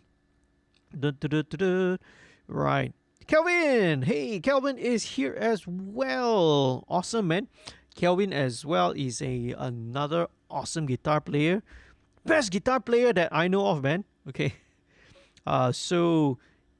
Kelvin also has got his band. He plays in several bands, also his own instrumental solo project. Hey, we featured Kelvin's track on an early episode of MixStream. So who played the bass? Sir Pricklebottom, aka Sonny, played the bass lah. Okay, Thomas recorded at home, alright. And Golip Audio. Hello, Golip. Hello from Tenggilan, Sabah. Did I pronounce that correctly? Tenghilan or Tenggilan? Right. Apa khabar? Okay ba? Right, Darren Teh. Brian invited me. Brian, which Brian is this? Right? Brian Limos. Okay, so Golip Audio tengok JD in action. Alright, super cool. So Darren mentioned here as well a bit more details about the recording. Played through an orange Jim Root head and a 112 close back orange cap with V30s. Alright, Golip Audio ya bro. JD terbaik dah bertahun dah mix lagu kota kita orang. Okay. Okay, that's Darren in the chat. Okay, awesome, man. So here you go. We kind of halfway through this episode of MixStream. Thanks for hanging in there, man. Once again, kepada siapa yang baru menonton, to those who just joined, if you're not a subscriber yet, what are you waiting for? Please do click down and become a subscriber. Okay, please subscribe to the channel. It will really help, right, with the channel out, with the algorithm and such, and the creation of content, right? If more subscribers, I get more motivated to do this lah. And once again, if you want to support the channel financially and also the creation of content such as this, and tonight especially for episodes of MixStream, if you want to support the band, right, you can do so by becoming a patron. Just go to the Patreon website, right? www.patreon.com. It's up there, right? Do message and let me know code MixStream31 so that I know that you're right. When you subscribe, you are doing this to support, right? AHM. Do that, and then 50% of revenue will go into support of the featured artists. Okay, all right. Super. Okay, right. What else is going on?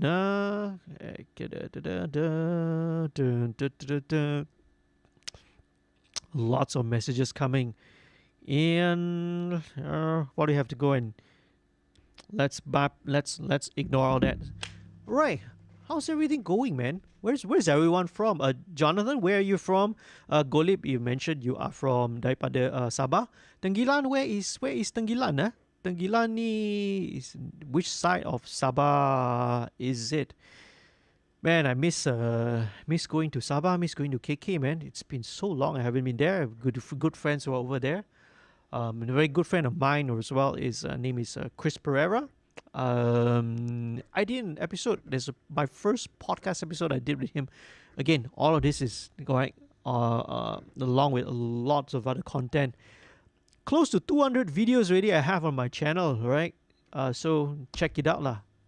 So what else is happening? Yep, dari album first in 2009, 2010 sampai sekarang. Wow, it's been a while, man. It's been such a long time. Where are we right now? So this is the third one. So as you can see, so it's doubler, +9, -9, and one last one coming up. This one will be -12, +12. So wouldn't go beyond -12. When you start getting into like -20, and so it starts sounding out of tune. Because that's like a quarter note. Imagine like you have a quarter note pitch bend, right? 25, right? 25 cents.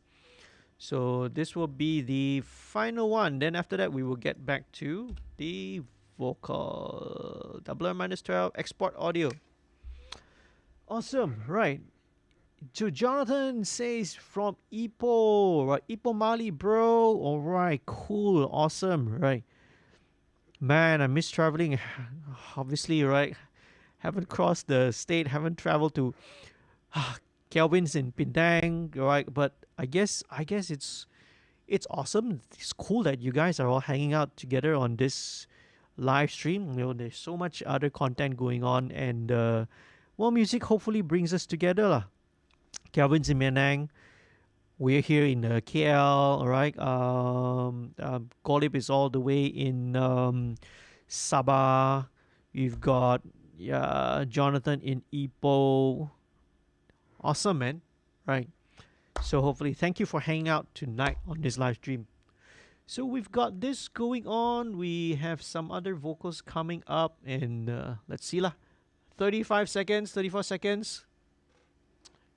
Then we have another sip of coffee before we continue. Super.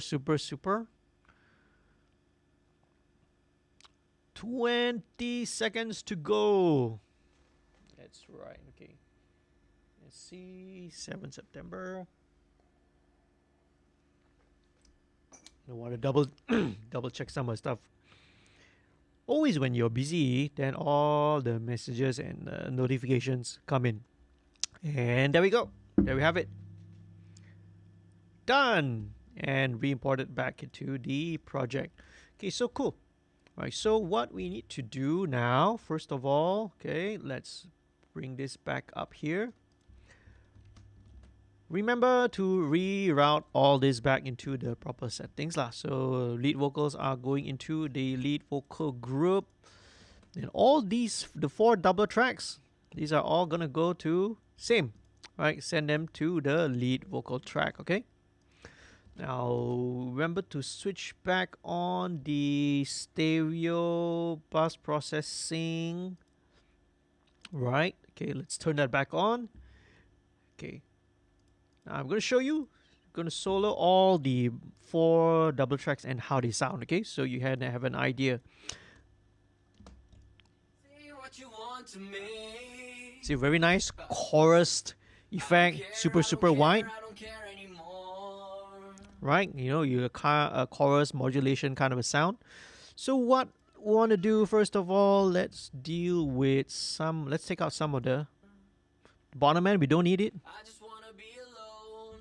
Okay, right. Let's take out some of the. Say what you want to me. I don't care, I don't care, I don't care anymore. Listening. I just wanna be alone. You don't wanna be alone tonight. I've been All right. Okay. 4.6. trying so hard, but nothing is going right. About 4.4. Okay. So let's take that out. One more. There we go. Say what you want to me. Okay. There. Okay. Yep. Sound. Care, I 740 hertz. don't care, I don't care anymore. There we go. So let me just copy the settings over to all the doubler tracks. Make sure they all have the same EQ. Let's link them together and then we blend them in. Okay, so just want to blend them in so that it makes the vocal a little bit thicker. You don't want it to be I don't want it to sound like an obvious effect. Okay, unless you want to go for a very 80s thing lah. All right. Say what you want to me. I don't care, I don't care, I don't care anymore. Slightly thicker, slightly wider, a little bit more air. I just wanna be alone. Bypass without. You don't wanna be alone tonight. Very center. I've been trying so hard, but Actually, there's another double track going on here. So let's listen.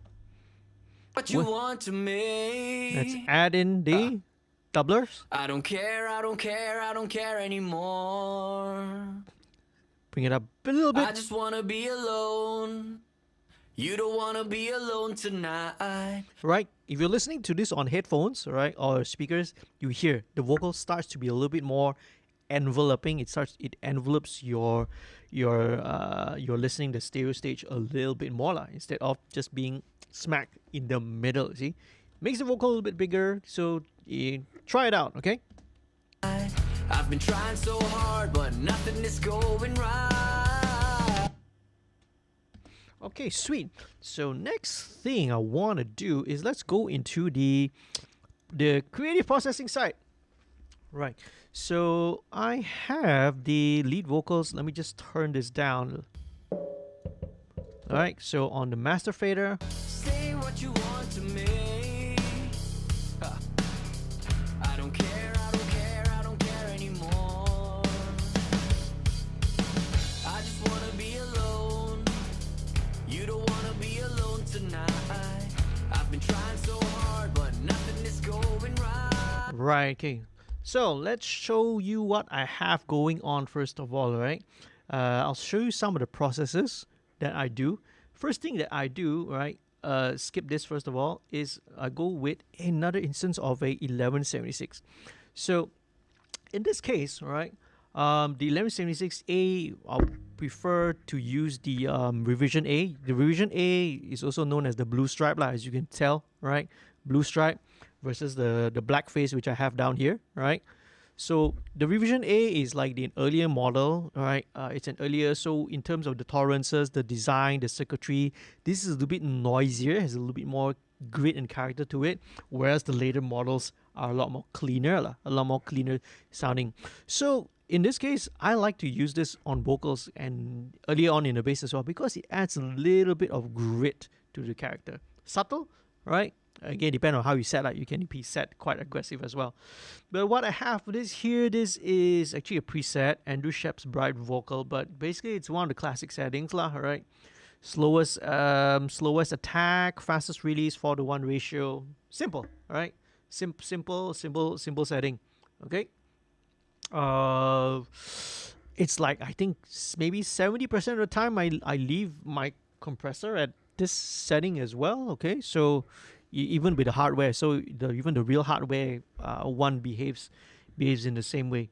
So this is what it's doing. Again, I think it would be beneficial to go to the chorus because that's the most dynamic part of the song, so you can see what's happening. Would it be easier if I walked away? Would it be Bypass. wrong to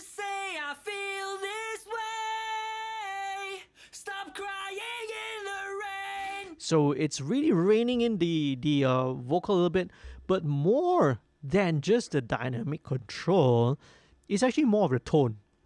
Right, with compression, you are not only adjusting, not only are you controlling levels and dynamics, but beyond that, excuse me, when you control dynamics of an audio signal, you are also changing the frequency content to a certain extent, right?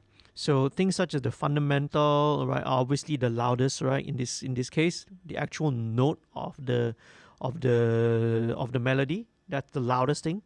But once you turn that down, it allows some of the lower level harmonics to come up as well. So compression is actually a form of a tone control, right? It's not just purely for dynamics. So in here, I'm using this more. I'm deriving more of the tone rather than using this for dynamic controller. Even though you can see the needle being so aggressive.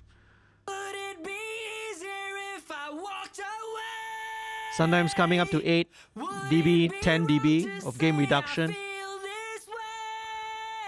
Sounds pretty aggressive in solo, but again, in context, it will sound fine, okay? Now, the next thing I do is actually I go and engage in EQ. It's like, now this EQ is a Pultec. This is placed before the compressor, and it's like, hey, why are you working it backwards? Isn't this weird? Yep, it actually is. All right. Oh, but it looks like in this case I'm not doing much actually, right? But usually what I will do is that I will use this to push into the compressor. Now I don't know whether it makes sense to you, right? But when again, it's more of a tone control thing. When you push a signal, or in this case a range of frequencies into the compressor, it affects the relationship, the balance, and can be a very, very cool way, right, of getting vocals to really cut through to stand out lah, right. So pushing frequencies into a compressor can be a very interesting thing to do. But in this case, I don't think so. It's just on for maybe just a little bit of the tone. That's it, right? Pultecs, even when it's in bypass mode, it is a tube. It does run on tubes, and it does have it does give like about a 1 dB boost in level, right? So there is that. So another de-esser, next thing, another de-esser. This is again after all the compression, the processing, have another de-esser at the end. You have one de-esser earlier at the start just now. I put another de-esser at the end to again tame some of the sibilances lah. MV2, once again MV2. Here we go. Would it be easier if I walked away? And last but not least, I have the vocal rider. Let's check it out, okay? So earlier on you saw bass rider. So vocal rider is a similar concept, right? It's not compression. What it does is it looks ahead and it rides the level, right? It rides the fader in this case, right? Anticipating the volume changes in the signal, okay? So, right, it's not like compression where the signal exceeds the threshold, then only it acts. Vocal rider is totally different. It is as if you are having someone react and respond quickly with their fader on the finger. With their finger on the fader, right? Instantly. So, vocal rider is super cool. Would it be easier if I walked away? Okay, I set my range value, my target value at about that. I might need to compensate. Let's check and see, right? Let's see. Let's compensate for this boost, maybe about a dB. Say what you want to me. Yeah, so maybe about 2 dB down. I don't care anymore. There we go. Listening context. I just wanna be alone. You don't wanna be alone tonight. I've been trying so hard, but nothing is going right. Awesome, okay. So let's bring in a few other elements as well. There is also a double vocal that we recorded. So this is a double vocal. Now, this one, very straightforward. I don't do anything super complicated to this. This is just meant to. Now with vocal, same thing. All right, earlier on, the same parallel compression setup that I have set up, right, for vocal. I do that on almost every single vocal because it sounds good, okay? So let's check this out. This is the doubled track. Solo it. Say what you want to me. Okay, this one I take out a lot of the bottom end. I take out some of the top end as well. Cause don't need the bottom and the top lah. I just wanna be alone. You don't wanna be alone tonight. A bit of honkiness at about 890 hertz. So let's scoop that out. But nothing is going right. Same 4.2, 4.3K spike there. So this is probably right something that's characteristic of Darren's voice lah. Every singer will have their own unique set of frequencies lah. So let's blend that in. Say what you want to me. There we go. I don't care, I don't care, I don't care anymore. Right, there we go. So now in the choruses we have the same thing, except that now the double track is extended. We have a left and a right instead. Okay, so this allows dynamically. This is arrangement lah. This is arrangement and music arrangement and production one-on-one. You want your chorus to sound bigger, you add additional layers to things such as vocals and your instrumentations. So right from a mono vocal in the verses, poof, you go into a wider, bigger stereo in the choruses lah. So let's just solo the doubles, chorus doubles. Would it be easier if I So once again, take out all the bottom end. Would it be wrong to say I feel this way? Bit of honking. Stop crying in the rain. It's not worth all the pain. I know you'll never feel the same. Okay, at about 800, similar. Let's take out some of that 4.2. Easier if I walked away. Would it be This one's a little lower actually, like about 3.5K. So again, maybe there's sometimes differences. So this one goes down to about 3.5K. Copy the setting over. These are going to be 50-50. Okay, once again, let's link the two up together. Makes the job easier. Blend them in. So, why is it not linking? Let's unlink. Let's select the two and link selected channels. There we go. So let's blend it in, okay?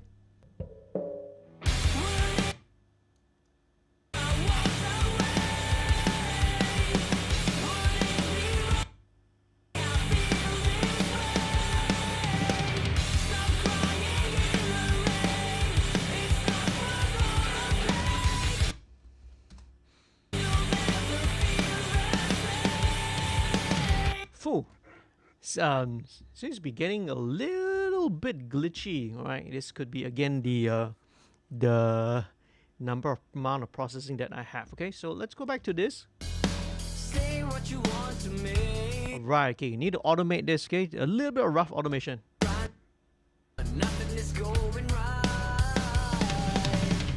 So this goes back up to about 3 dB. Would it be easier if I walked away? Would it be wrong to say I'm crying in the rain? It's not worth all the pain. Okay, right, so when it gets back into the verse, let's take it back down to -6. Same thing, right? I'll know in the chorus.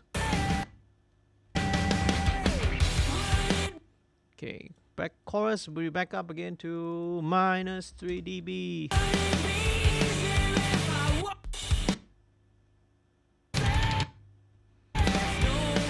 Alright, okay, getting a little glitchy. So what I do is I want to freeze some of the tracks. Let's freeze the double vocals lah. Okay, so in the meantime, let's go and see what else has been happening, man.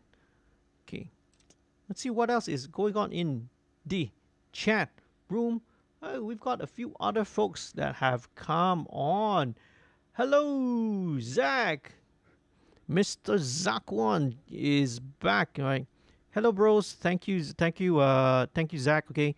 Once again, Zach is also one of the patrons who support the channel and be very, very supportive. I appreciate it, man. Thank you so much for being such a big support and a big help.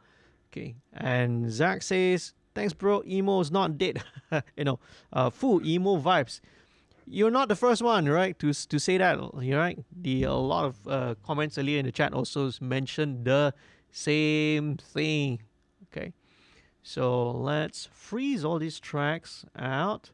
I hope that nothing else is going on that's making the CPU stressed, huh? Because I do know one of the things that that needs to be taken care of, right? That can cause CPU stress is dust buildup. So every year, at least once a year, I will open up my whole PC, clean out all the dust, and trust me, just by doing that, costs you nothing, right? You don't have to upgrade anything, and it feels like it's running brand new. Just the matter of just opening it up and just cleaning all the dust away. Okay, where are we now? Right now, so let's go with let's deal with the let's deal with the vocal, okay? So let's deal with some of the BVs. So all the BV tracks in here, you got some in the verses and ad-libs. We'll go into that in detail later because we got some cool effects going on. But same thing with the BVs. Let's go with this BV first. This first one. Let me take out, let's take out all the effects. Why is there effects there? Here we go. Would it be easier if I walked away? Would it be wrong to say I feel this way? Alright, so let's take out the bottom. Stop crying in the rain. It's not worth all the pain. I know you'll never feel the About 1.75, a little bit off. Okay, let's take out all the 10K. Don't need everything above 10K, okay? Right, so BV1, BV2. Let's spread this out about 75. So this is the first harmony. Link the two channels down. Let's mute the rest, bring them down.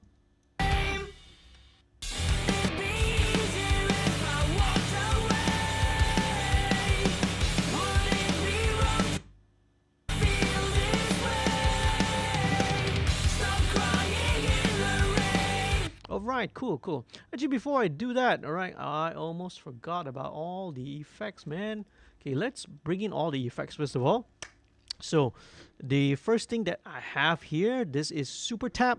Super Tap is actually a multi-tap delay. But what I have set this, what I'm trying to accomplish with Super Tap in this case, is I'm trying to make the vocal sound as if it was recorded, right? We record usually in a fairly dead sounding room. But I want to put it in an environment where it sounds like a nice, big, wood, nice sounding big studio lah. So this is what you can do. You can use it, of course, with reverbs and all that. But in this case, I'm using a delay plugin to accomplish that. So what I'm going to do is a very quick slapback delay. Right, very quick delay in here with no feedback. You do not want it to feedback like a delay, okay? You don't want to have multiple, right, echoes happening. It's just one single pop. That's it, okay? Just like in an actual studio in a room, a single delay. Key point here is that the EQ section here will be a low-pass filter at 1.5K. So 1.5K, you roll off everything above 1.5K, okay? So this helps to create the illusion. You don't want it to be it's a warm sounding room. You don't want it to be like a very bright concrete or tiles or brick or something like that, okay? So a nice warmish sounding room.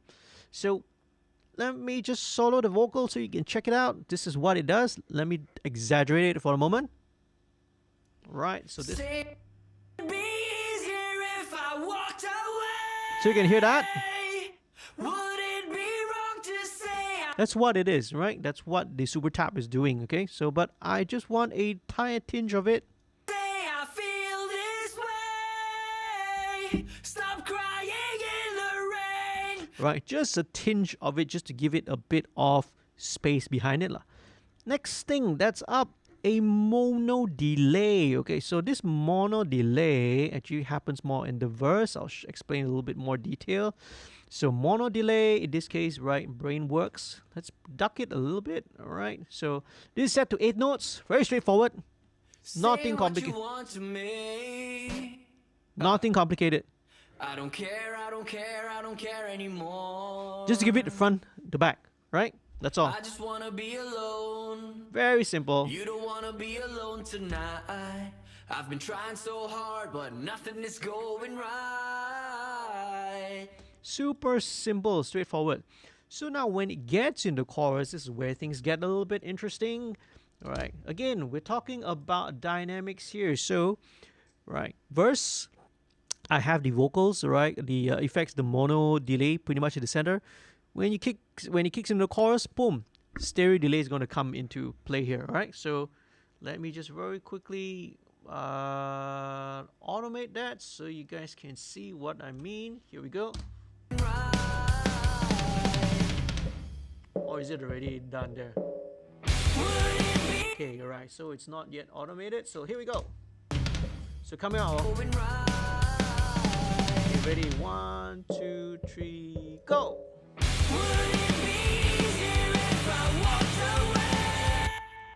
All right. So it will kick into a stereo delay lah. All right. Right, and why am I not really hearing that stereo delay? Is there a reason why? Okay, cool. So now the reason why you're not really hearing it is because of the settings. So let's tweak this. So remember the mono delay was on 8 notes, 8 note settings. Right. Again, this is based on tempo. Tempo is 170, so 8 notes make sense. So when you kick into the chorus, you want to have quarter notes. But on the left is quarter note. I will turn this into quarter dotted. Okay, so both are going to have slightly different delay times to it. Now, because of different delay times, you also have to compensate the feedback amount. So the shorter one, which is the quarter note, you need more feedback. So usually I go to about 40%, and for the dotted quarters, I leave it at the same at about 25% here, right?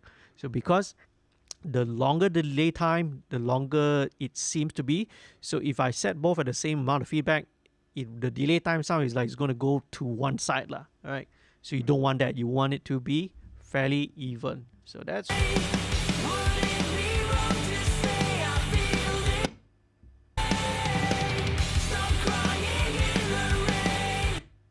All right. There we go. Let's listen to the chorus again one more time. Okay. So mono. I've been trying so mono, hard, but nothing is going right. And then chorus, right? Stereo delay.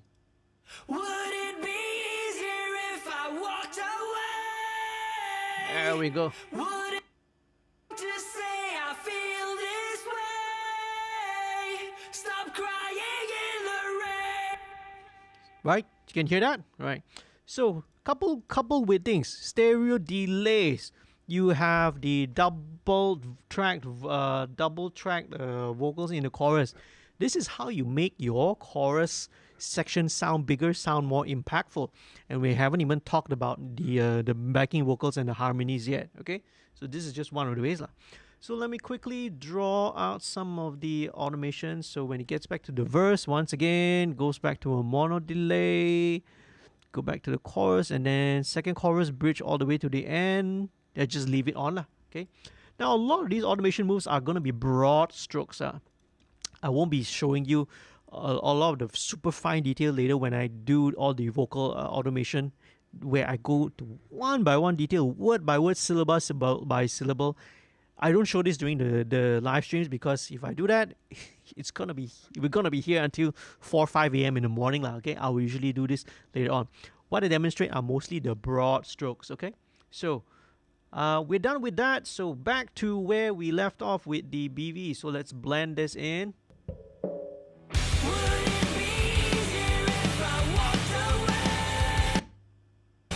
Okay, all right. Okay, all right. So something is definitely glitching my audio. All right, you can see my CPU meter is running pretty hot. I wonder why. Okay, later on I'll deal with it and see lah. Okay, Let me disable this. I don't need the EMT 140. Yeah, let me just disable it first. Maybe that will give it a little bit of a breather. Where were we? So this is BV3. So this is another part. Okay, yeah. So this is the higher screamish kind of harmony part. So same thing.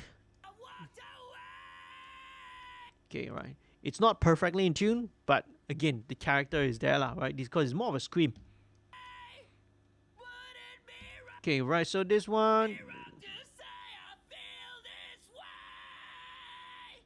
Yeah, about 3.4, a little bit of that. This one can have a slightly wider bandwidth and Q to it. Let's copy the settings over now. This one, up and hard left, hard right, link selected channels, and let's blend it in.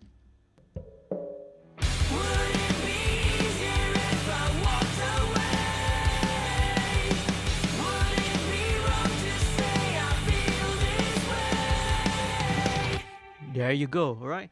So, last part to add in. So this is actually an octave. It's a double that's octave lower. Solo for you. Let's just listen to it. It's the melody, just an octave lower lah, okay? So let's go. Take up. Same thing, let's. Would it be wrong to say I feel this way? Okay, see here, so here you see the resonance is at a different frequency because it's a lower range, lower octave, right? So it's 2.8 at about 2.8K instead, right? So right, there's no presets for all these things you have. It's all dependent on the source. Okay, and a little bit of. It's not worth all the pain. I know you'll never feel. And about 600, a little bit of the nasal honkiness. Right. So with the lows, I have this 50-50. Okay. I tend to bring the lower frequency elements, tend to mix them and pan them towards the center-ish, right? And the higher frequency stuff can go wide, hard left. Now this is if you want to get maximum width out of things lah. Now because of a couple of things. High frequencies tend to be very, very directional in nature. So if you want to spread, right, make things sound wide, you spread your highest frequency elements all the way, hard left, hard right. On the flip side, lower frequencies tend to be a little bit more omnidirectional in nature. Okay, so if you put them in, if you put the low frequency stuff hard left, hard right, what happens is you actually tend to, it actually kind of homogenizes the stereo image and kind of brings everything a bit smaller. So instead, right, you usually bring the lower frequency stuff towards the middle. That's what I do anyway. No right rules, no rules. There's no right or wrong. You can do whatever you want. But if you want to achieve maximum width, high frequency stuff outside, mid-range, then right, think of it higher frequency, okay? You can see my, okay, I'm just looking at the camera, okay. Higher frequency, mid-range, mid-range, lower range stuff. That's why bass, you can hear bass is always usually centered. Okay, so there we go. Blending it in.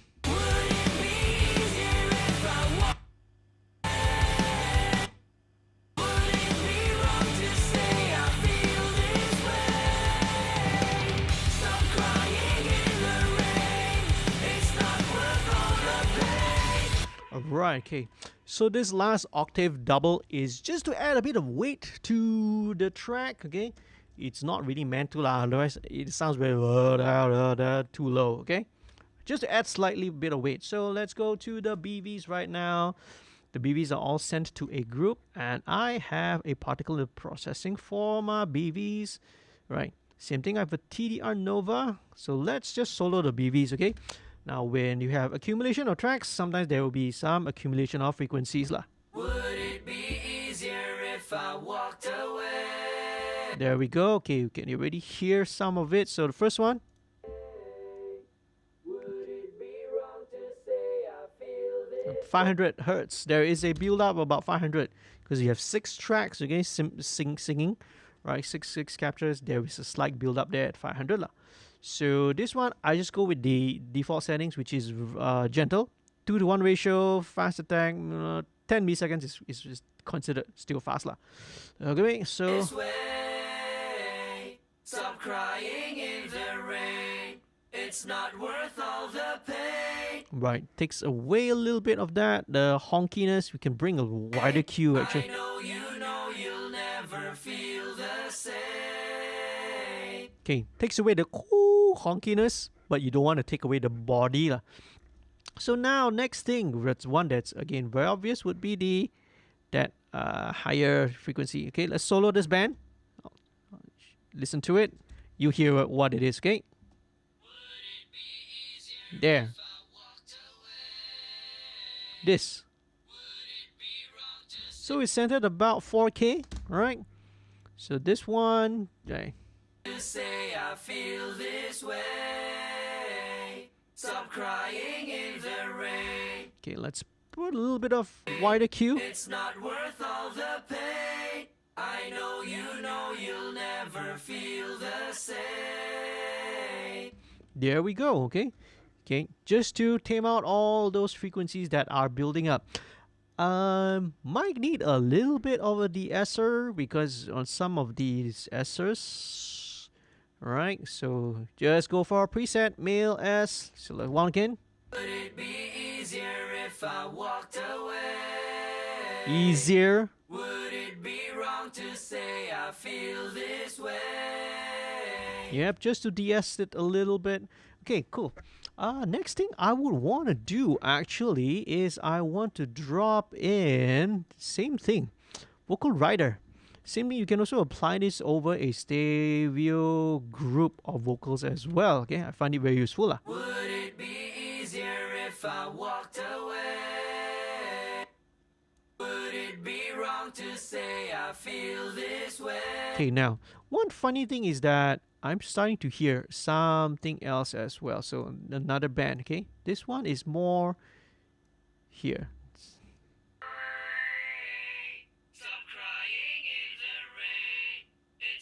This is a lot narrower, 2.7, 2.8K, but still. Worth all the pain. I know you'll never. But this is crucial, see? 2, 3K, this region, this is where the vocal presence is. So if it helps to, give it a little space to carve out a little bit of that 2, 3K region from the BVs, because this will allow the main vocal to cut through. If everything is 2, 3K, everything gets boosted around there, then, your main vocal, lead vocals get smeared up. All right, here we go. Last thing I have down here, I have the FG2A. This is their version, Slate Digital versions of the LA2. This is beautiful sounding on backing vocals, and it just smooths things out. Let me solo this. This is not gonna do much. Would it be wrong to say I feel this way? I might do a little bit. Crying in the rain. It's not worth all the pain. I know you. So between 1 2 dB of gain reduction. That's it.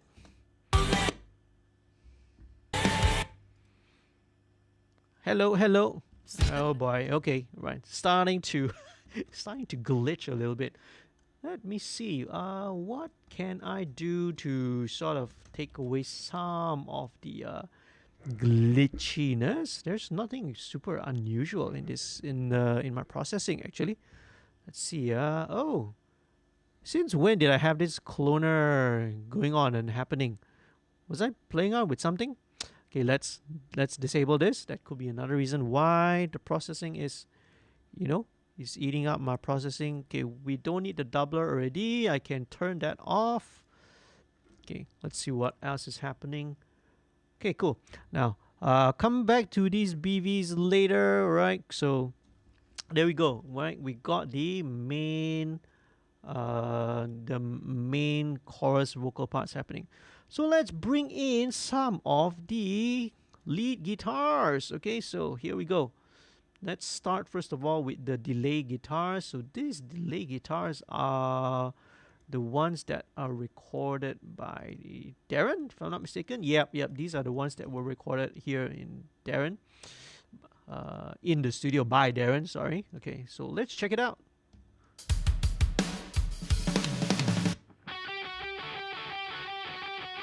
Yep, so it's doing this repeated riff.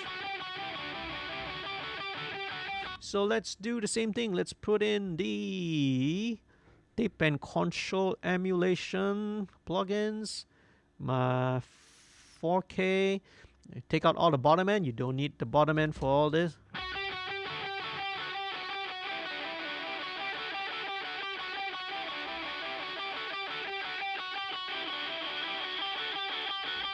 There you go. Sounds good on its own already. This is the 160. This is the...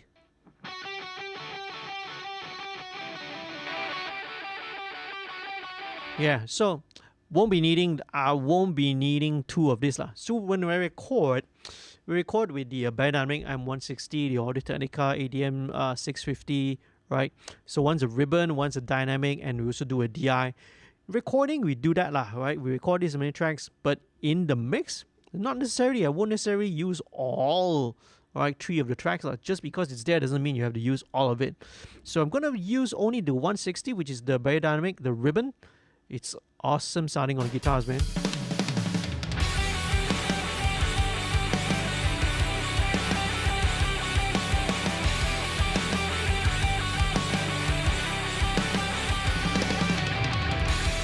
Alright, cool. Let's add in a little bit of delay on it.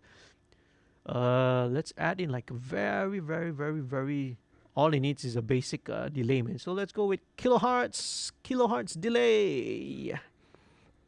And let's go pan the mix. Let's solo this. Sync with the tempo. Sync with the tempo should be... What is it?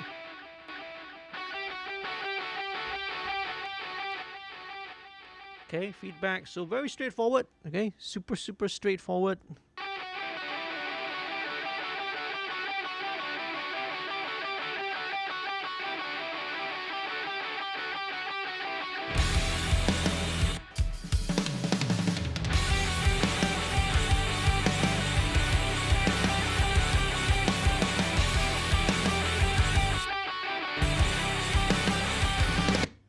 Okay, hearing some stuff, right?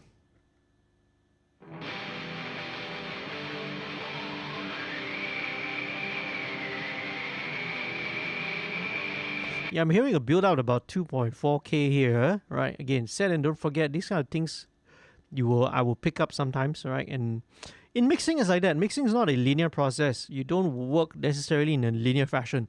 Sometimes you can jump around, and sometimes I will jump back and forth whenever I hear some issue. So just hearing a little bit of a peak at 2.3, 2.4K. Because when it was playing with this lead delay guitar, then I could hear it. You know, it's kind of interfering with each other there.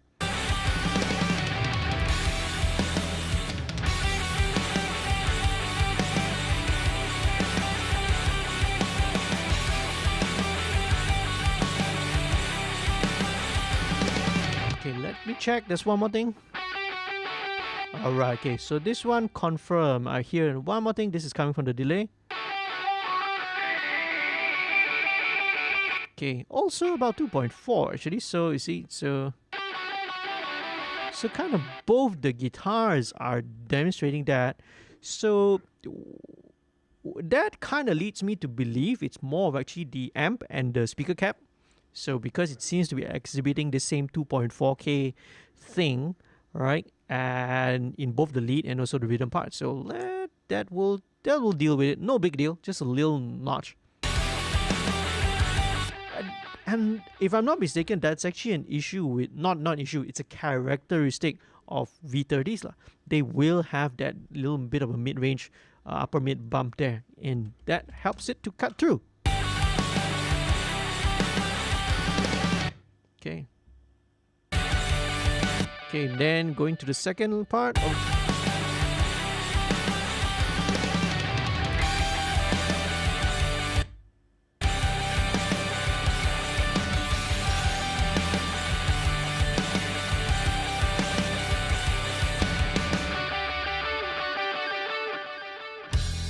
right, cool. There you go. All right, this one sounds a little bit loud. I wonder why. Yeah, why is it sounding very loud? Oh, because this was turned on. Okay, so we can disable these tracks. We know we don't need them already, right? Okay, we don't need this, so it will clean up the whole session. Yeah. That still sounds pretty loud. Where is that coming from?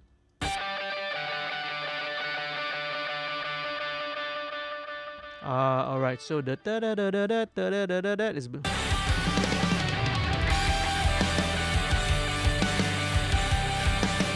Alright, so no factor.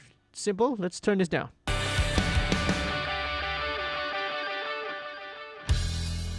Say what you want to me.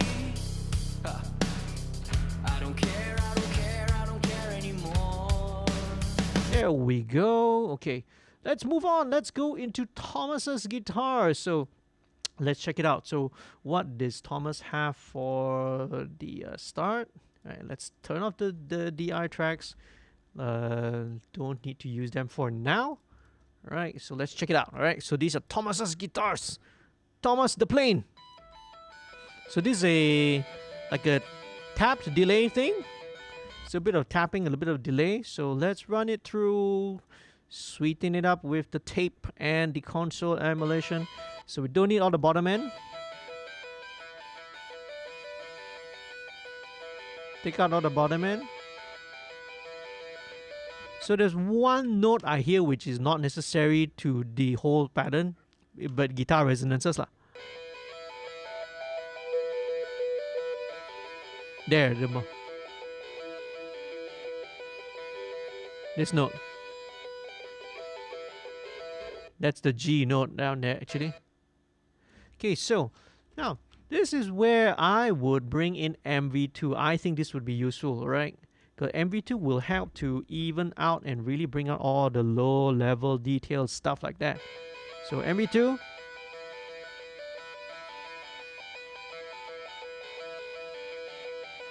So all the taps are a little bit more even right now. So some which are usually generally softer, you know, it brings out all the low level stuff, right?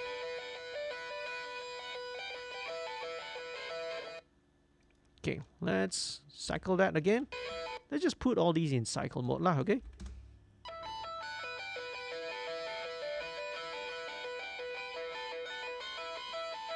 Very cool. So let's look for center frequency, all right? So play in context.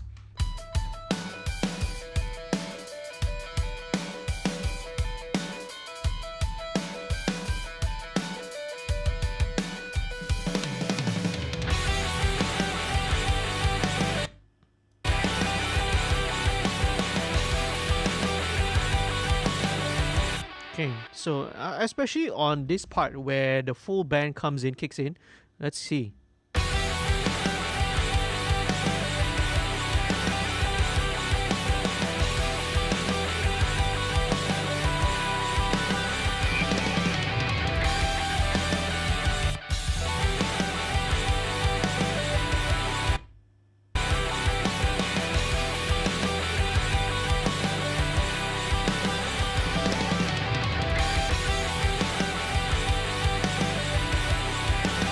So here, a bit of bringing a little bit of wide, a slight kind of a boost at around the 960 range, you know, kind of around 1K, helps it to jump out a little bit.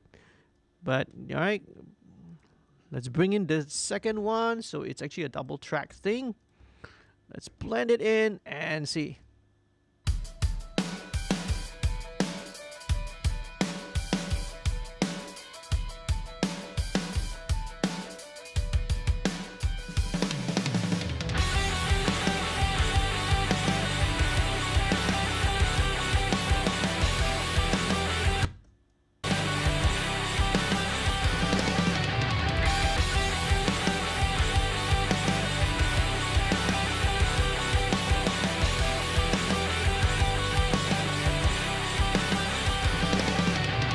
very cool. Okay, right. So I guess you're supposed now. The thing is, in the mix, you can't have everything possible audible at all time.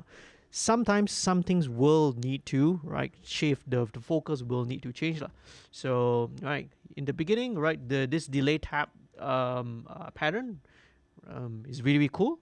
When once the full intro kicks in, that riff, that lead line will be the one that needs to take prominence. Okay. I may actually automate the Thomas's guitar part to just dip down a little bit, but that's a decision I'll leave till later. So what's next? So same thing, you have here some DI tracks. These are line guitars, so let's check it out. Check out what these guys are doing.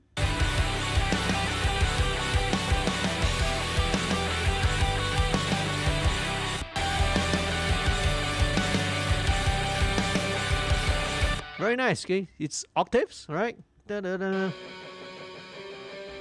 Very cool, right? Nice ambient octaves. So same thing. Let's bring in a little bit of that tape and console emulation.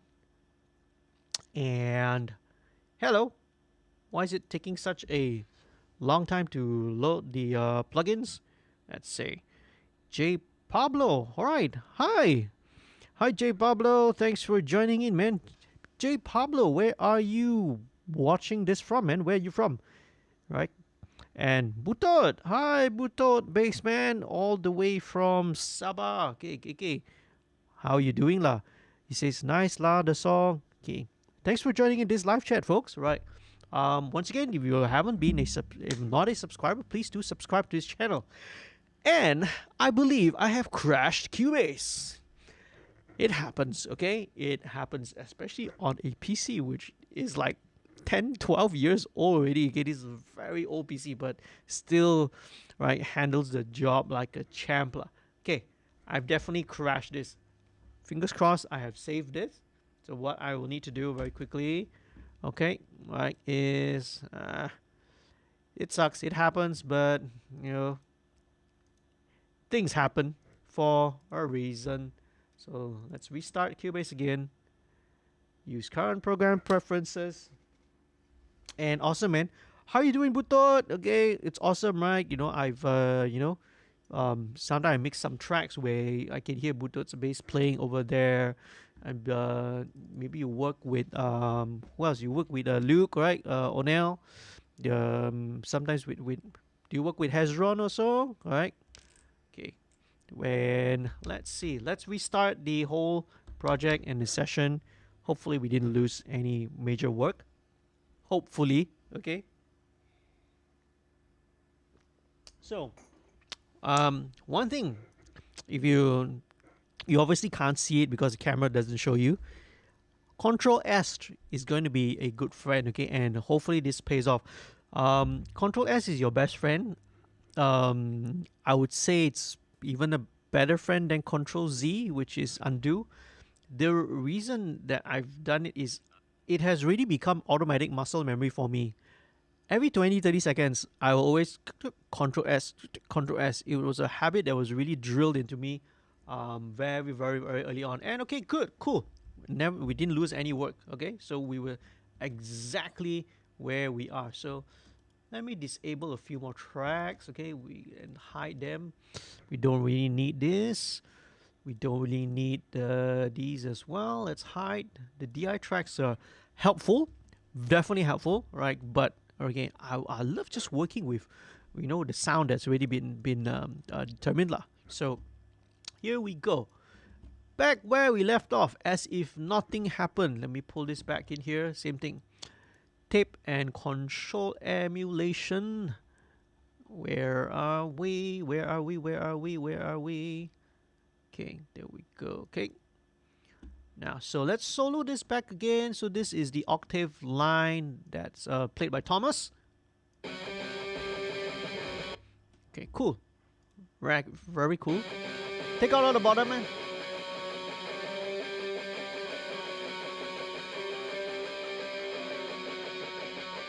It's got a bit of a slight fizz at the top, so we can sort of take that out.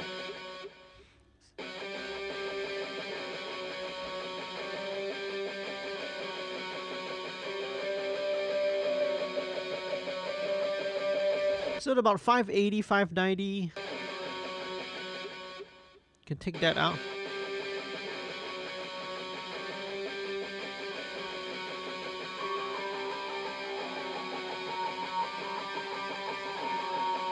At about 915, there's also another. Okay, right. I want to emphasize the line so that we can hear it. Let's go with wide little.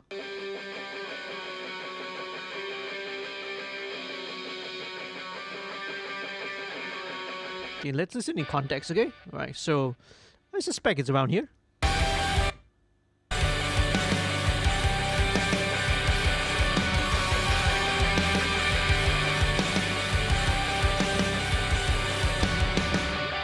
Yeah, so it's around 2K, right? So let's bring this, copy this setting over. Let's pan these guys, hard left, hard right. Link it in and blend these guys in. So this really helps to fill in that lower mid range of frequencies.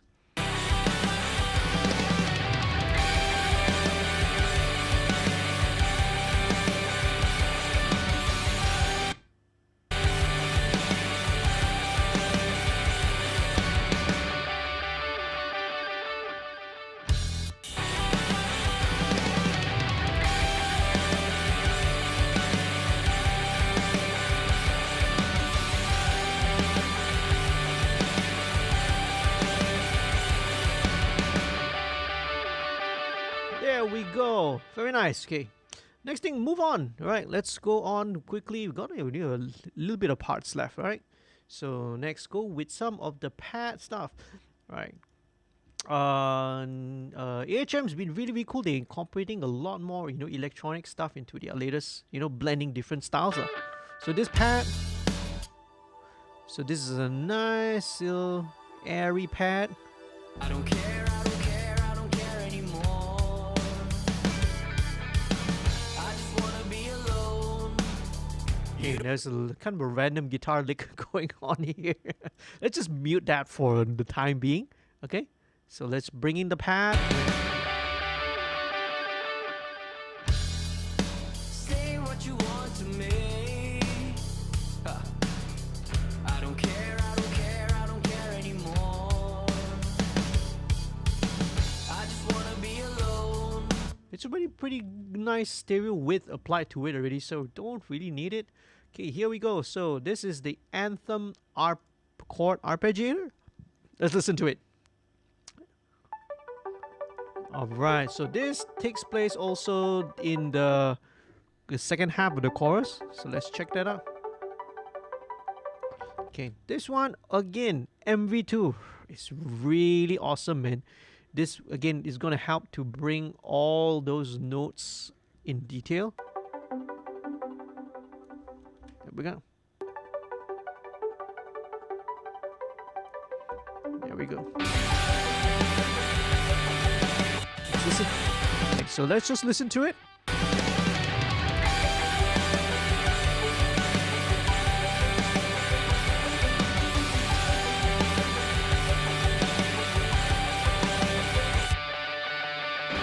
In fact, it feels like all the lead, the when it gets to this second lead, right? You can probably just back it off a little bit in terms of the brightness. Yeah, just warm it up a little bit.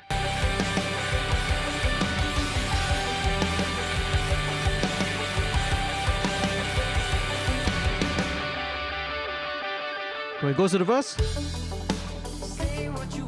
Alright, okay, so this needs to be automated, so let's bring it down. 2, 3, 4.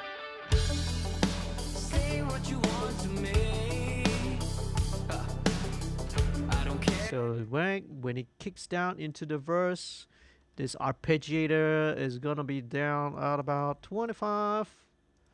So same thing again. All the automation moves are what I'm showing you here. These are all broad strokes. Okay. So these are what 5 dB changes roughly. All right. So get in the chorus. Oh, this is still the verse. There's still the verse again.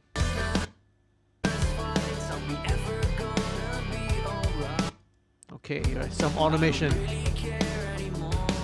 So muted some of those. So going into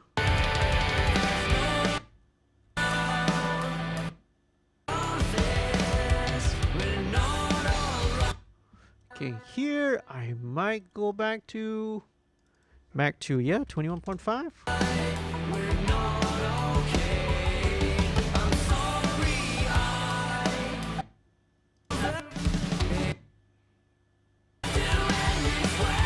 And then this is the ending, should be. Yeah, so they'll probably stick at that lah. Same setting there.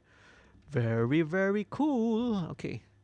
I think we probably need to start freezing some tracks. Running out of CPU, man. Not sure why, you know. Awesome. So, what else has been going on? Hey, right. Folks, if you're still tuning in there, thank you very much, man. We're coming up to 12 o'clock right now. Usually, look, these streams usually would last around 3 hours plus or so. You should be getting too much. You should hopefully be able to sort of end this before 1 hour. Thank you so much for hanging in there, man. Juan J. Pablo, I'm wondering, where are you watching this from? Let me know. Okay. So let's freeze the tracks. Let's freeze the next one. Okay, next BV.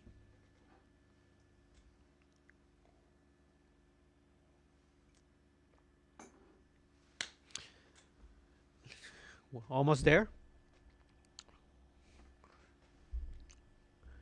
Freeze all these BV tracks. Let's go with the third one.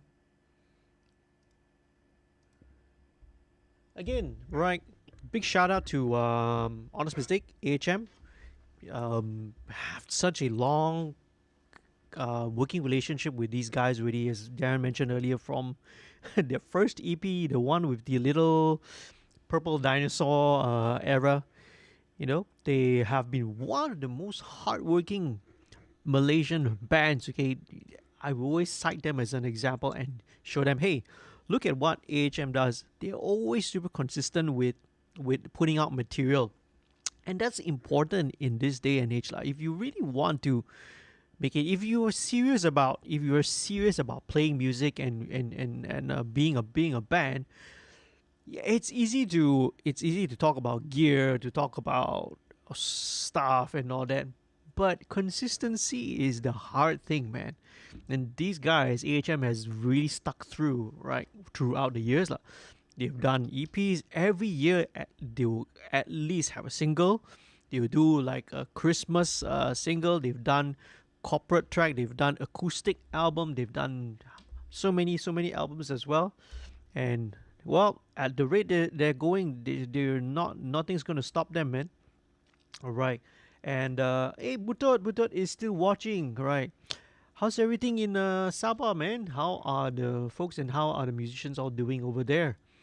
You guys dah ada buat any studio recording and rakaman? Don't worry, don't have a police or MKN watching this lah. You know. Working on any projects lately besides the last one? I mixed this the single from Engelbert Numbalanku. Do you play the bass girl on that track? Or no? Or that's a different bass player. I can't remember, man. Alright, so where are we right now? Okay, back to the synth parts. So next thing, Astral Oracle. Let's check out what this is doing. This one it's a okay, I'll show you what I was doing with this. So the pad that was that we have here is really kind of doing the same thing, that the high frequency, the pad, the right sound. So these two were very similar sounding. So what I did, right, and this was during the tracking session itself, so I said, hey, to give this a little bit more interesting movement, right, let's do the sort of the EDM thing lah, right? Because again, electronic, the verse sounds a little bit more electronic than the rest of the song. So let's do this EDM thing where you have something like the sidechain pumping filter thing. So I showed you earlier, you can use side chains. That's one thing you can do. You can use editing. You can edit the audio so that it has that behavior, the characteristic. But there are also some other plugins that you can do as well. And here I'm using Chopper. So this is a Steinberg Cubase plugin. It's a stock plugin. This has been around since like what, the days of Cubase VST and Cubase SX, which is like what, early 2000s. So it's a super old thing. But what is this? It does is that it's basically a it applies an LFO, a low frequency and oscillator filter, with a specific shape: sine, triangle, reverse triangle, square, and this is sorry, this is not a triangle. This is sawtooth. So sawtooth, reverse sawtooth, square, and then only triangle. So you can see, right? Sine, sawtooth, reverse sawtooth, square wave, and then finally triangle.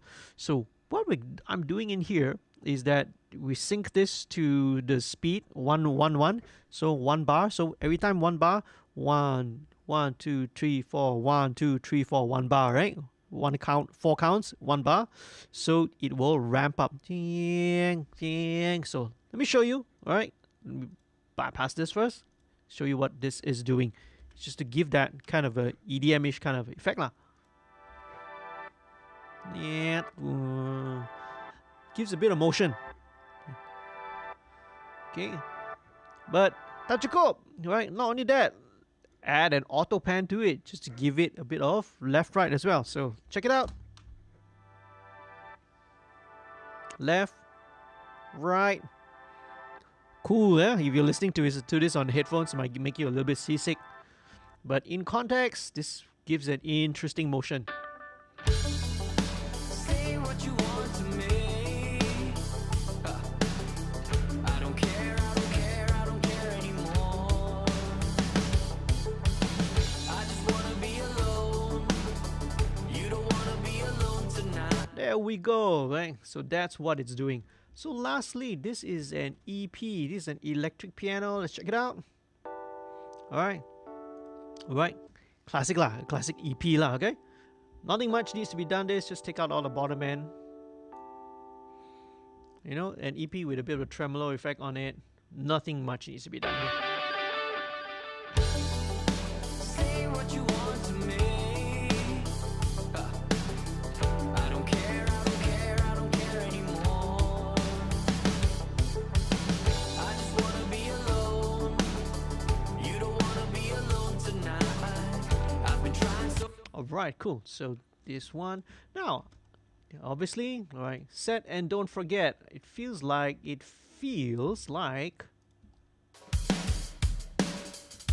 the hi-hat is a little loud, so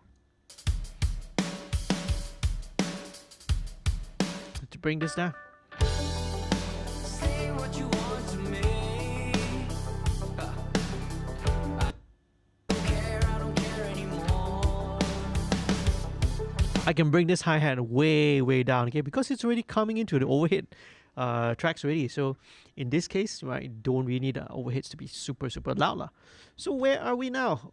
One last thing, not really a last thing, okay? So let's check out. So this is the, okay, let's automate these back again. Let's go with the clean tracks. Check out the clean tracks. Again, these are all done by Thomas back at home. You can hear a little bit of the bleed coming from the monitors. That's fine.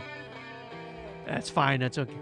So this is not really clean-ish, right? Yeah. Oh, okay. Actually, it's called Untitled lah. So I called it clean because it's a cleanish kind of sound.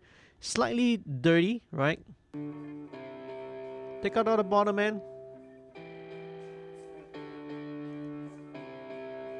Nice, but it's got a nice tone, man. Nice to it. Okay, so this one I would pop in. Okay, what I kind of love for clean-ish sounding guitars is the LA3. So let's look for it. This is U80's one. Teletronics LA3A. Really lovely on clean stuff. Let's see how it goes, right? Let's see how it goes.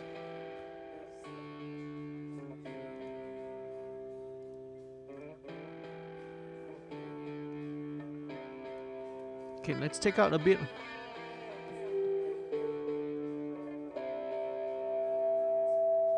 $650, a bit of resonance there. Let's get rid of that.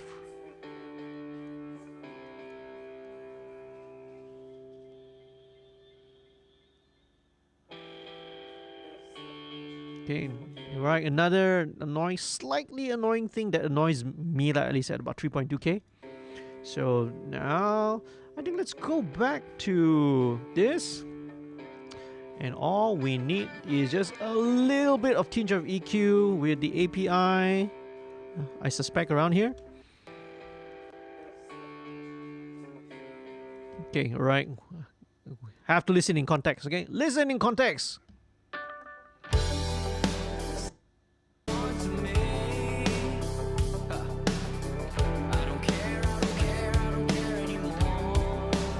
Feels like we could take out a lot more bottom, actually, so...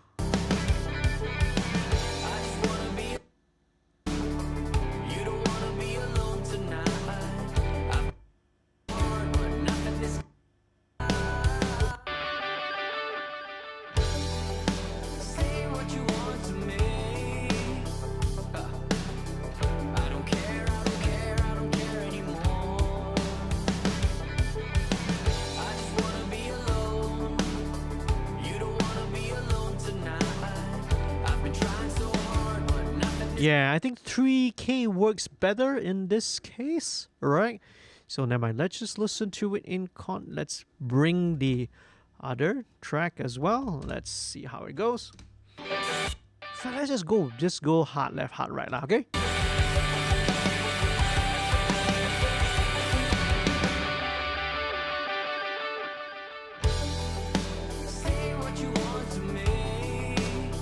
Yeah. Yeah, it's going to play more of a textural thing rather than be a distinct guitar part, in my opinion. Things will change, things may change, right? Usually in the mixing process, it's always a collaborative and a consultative process, you see. So once a mix is done, we sit through, I will go through with the band, we'll make some revisions if there's any that's needed. And, you know, there will always, you know, sometimes there will be changes, and it's perfectly normal. We'll go through the different cycles of it. Okay, we're almost, all the parts are there. Okay, so let's just bring in this tambourine again.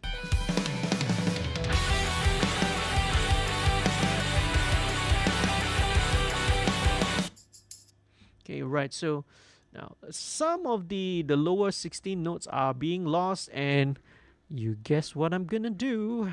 MV2 to the rescue. Alright, so MV2 to the rescue. Okay, I think what will help is, because the sample, or maybe the way it was exported, it's panned to the right. So what I will do right now is let me, you know, do a, sum and, you know, let's sum the whole thing together, right? So it gives me a bit of option. So this will bring everything back to mono, right, to the middle. Then I can play around with it. Okay, so MV2, let's bring up the detail. Okay, alright, so see what MV2 does? Because the 16 note, usually the downbeat is the one that has got the biggest transient, the loud transient, you see. So, and then all the smaller, the 16 note subdivision, the upbeats and all that are a little bit softer. So in a busy mix like that, it gets buried. So we need to bring all these things up. So MV2 is great because what it does, it will bring up all the low level stuff, but it won't touch the transient. It won't touch the main transient. Okay, you can if I want, right? This is what a high level, just like your old standard compressor. That's what it does. Okay, so let's check it out. There you go. So it brings up. Okay, let's compensate the value. So about 3. See, so it evens out some of the. It evens out the loud and the soft parts of the tambourine.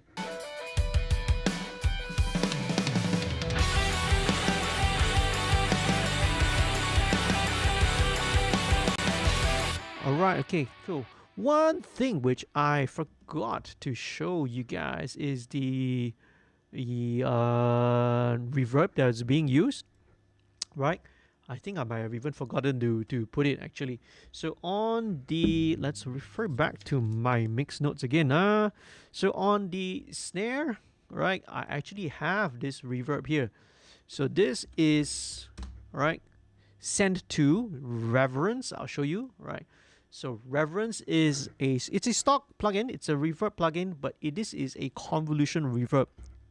Comes to stock with Cubase, okay? So what it allows you is it allows you to import the various IRs. So what IRs are impulse responses.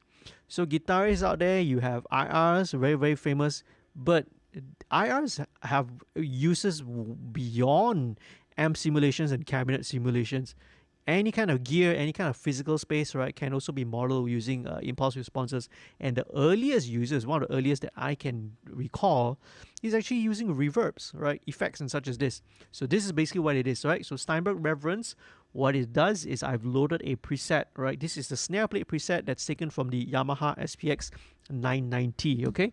Right, so one of my favorite sounding presets. So let's check out the drums again. There you go. Yeah, a little bit bigger.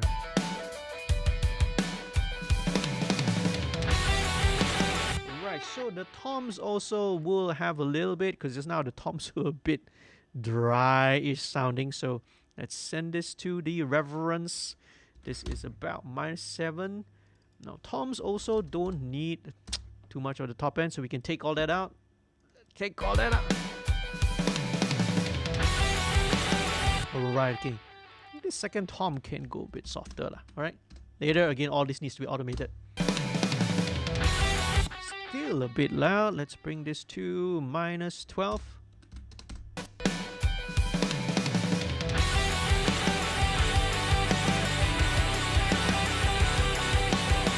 See, the tambourine is also a lot more even right now.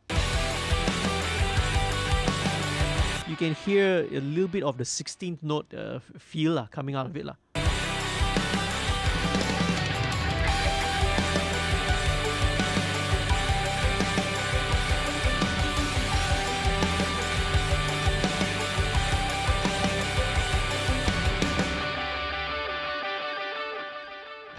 Awesome, there we go. Right, so let's do some rough quick checks on all these other parts first. What you want to me?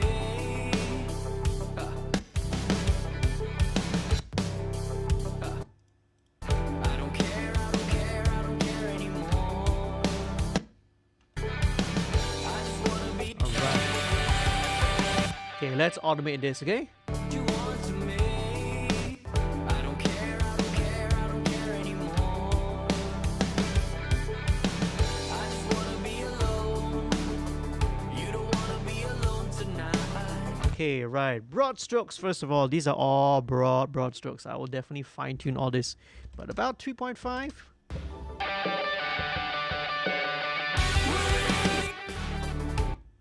Be alone tonight. I've been trying so hard, but nothing is. Okay, these ones I've marked because these are meant to be with some effect later on. Okay, I will apply that later lah. So I think these also similarly, yeah, I need to bring these down about 4 dB or so. It's going right.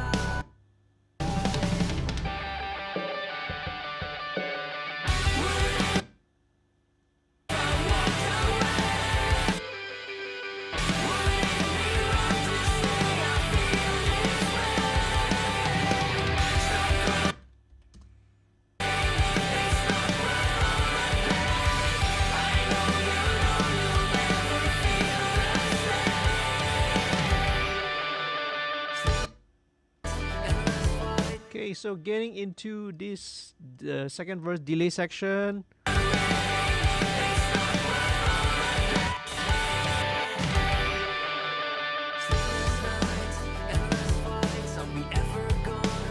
Okay, alright. So the vocal is getting a little bit buried now when I'm very, very cognizant and aware of that. So let's go through this, right?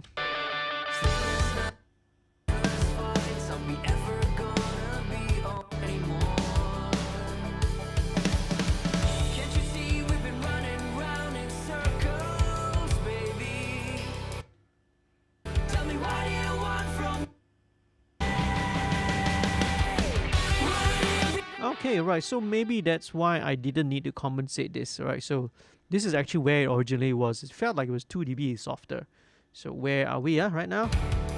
Tell me what do you want from me? Would it be easier if I walked away? Would it be wrong to say I feel no? Okay, alright, cool. Let me just freeze some of the stuff. We're almost there already, right? So in terms of the overall, I would say the first draft of the mix, this is almost there. A lot of the things, especially when it comes to where the chorus kicks in and all that, automation. That's really where the key is going to be. Automation, it will really help to separate and redefine what the final product is going to be.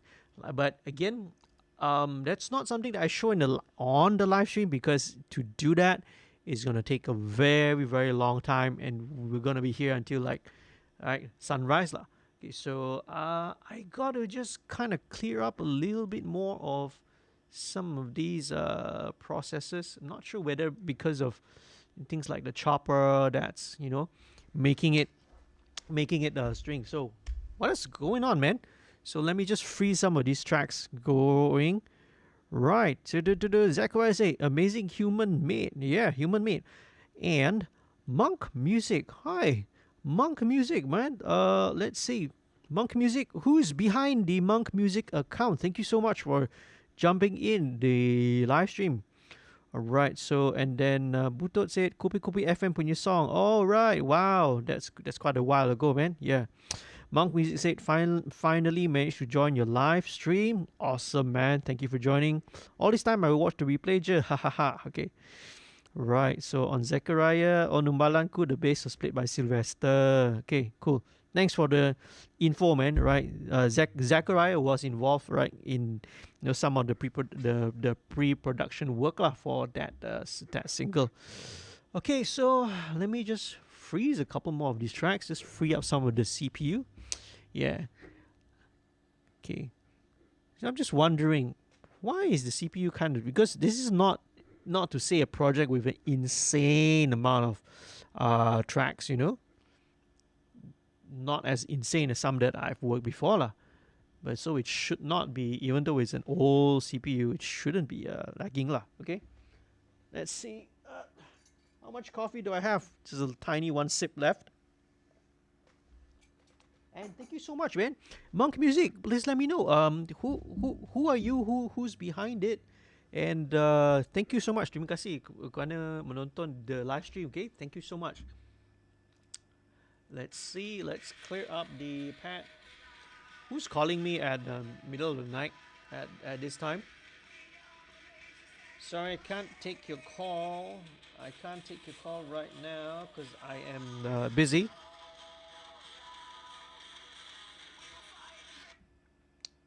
I can't see who is calling, man. Who's calling?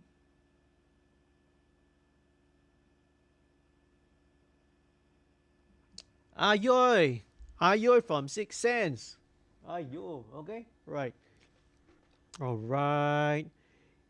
Iman from Empty Page. Oh, okay, man. Hey, Zach was here earlier. So how about you? How are you guys doing, man? Okay. Thank you so much for joining in. Okay, let me just clear up some of all these. Especially, I think some of these, because it's using some of the UAD plugins, so it does eat up some CPU. Freeze! Thank God for freeze channels, man. Let's see. Iman is Iman, you are the Iman, you play the bass, kan? Okay. Oh, Zachariah also mentions Iman plays the bass. Right. Buto says, I'm watching you live while drinking coffee or so. Hey, how's everything in Sabah and KK, man? How's the situation over there? I talked with Chris a few weeks ago. Right, we did a episode of a podcast. I talked with him. How's everything in KK doing? Is everyone staying safe, doing well over there? How's the situation? How's everyone doing mentally? How are your friends around? Coping. In terms of their mental health, because that's a real issue, man. Okay. So let's free up some more of CPU from some of these guitars. I am having a vocal split because the vocal goes into the bridge. There is a bit of overlap, so there's a lot of processing going on. Could be a reason why. Don't know yet. Okay, now, so next thing I'm gonna do, I just want to iron out some of the automation bits lah. So what I would do, right, especially when it comes to this, especially when you're in now about 2 hours plus, I typically will switch to a different set of speakers. So, okay, what I use over here, I'm not sure whether you've seen before in photos. I got a pair of Cali Audio LP8s. These are the main speakers, the big 8-inch woofers. So I usually start the mix on those, but eventually once I get into balancing all the fine details, I will actually move towards a smaller set of speakers. And what I have are an old pair of Yamaha NS10s. These are the classic Yamaha NS10s, which they don't make anymore. So this is great. I'm going to switch over to these right now because it will help to give me a different perspective, okay? Okay. I got to turn on the power amp, and using the skill of using my toes and feet to adjust the volume control. Let's bring that up. And let's see. The delay guitars. 78%, 80%. Come on. Okay, maybe I think what we'll need to do is I will need to also freeze the isospec lah, because the heaviest processing is kind of taking place on the lead vocal. So let me do that quickly. Let me do this on this track, okay? Right. Freeze it. So hopefully you're not going to get all these glitches lah, because it's very annoying, obviously, right? Let's see. What else is going on over there? Right. Monk Music says, hi Zachariah, I'm good. Hey, how are you? Right. Zachariah says, Ahwat Coffee. All right. Not sponsored by Ahwat Coffee, man. May Ahwat, if you want to sponsor my channel and shows, I'll be glad to drink Ahwat Coffee live stream, man. Okay, where are we right now? Okay, so we've rendered that down. So we are back to here, right? So let me listen back to. Let's listen to start again. Okay. Where's the effects? So now I'm listening on the Yamaha NS10s. Gives me a much different perspective, right? Okay, I already know a couple of things. Definitely, when we kick into the full drums, the tap delay guitars will need to be automated down. So let's do that right away. 3, 4.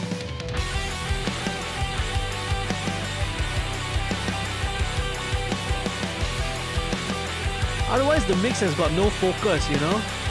Everything's trying to compete for dominance. So this goes to not much. Just dip it down by 1.5 dB. That's all, you know. So it's still there and it's off to the sides, but it's not, you know, distracting lah. Okay, where are we? So let's take this down.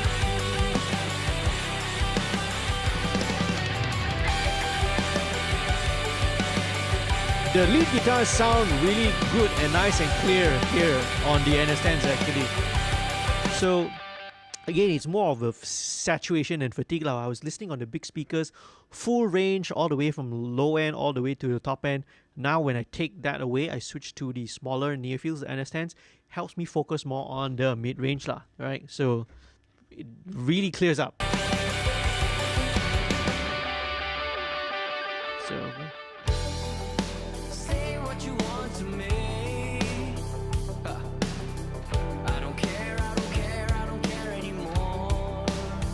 Awesome. I just wanna be alone. Some automation. The snare will need to drop down. I've been trying so Okay, let me do that right now. In the verses, let's drop the snare down, okay? 2, 3, 4. Oh, you probably can't see it because I'm doing it off screen, right? Okay. Alright, let me show you lah. Okay, here, this one. Okay, so drop down by. say what you want to me. I don't care, I don't care, I don't care anymore.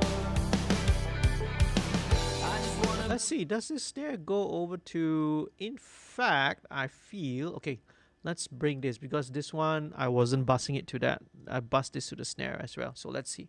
Let's see how it goes.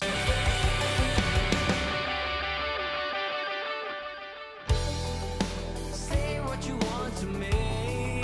Yeah, that's a lot better. And then when the chorus kicks back in. Okay, awesome, okay? So same thing, bring this down by about 2 dB. Sleepless nights, endless fights, are we ever go? Can't you see we've been running round, Okay, right, then back up. round in circles, baby? Okay, Don't feel the same. alright. Yes, we're not alright. Awesome, okay. Can't you see we've been running round in circles?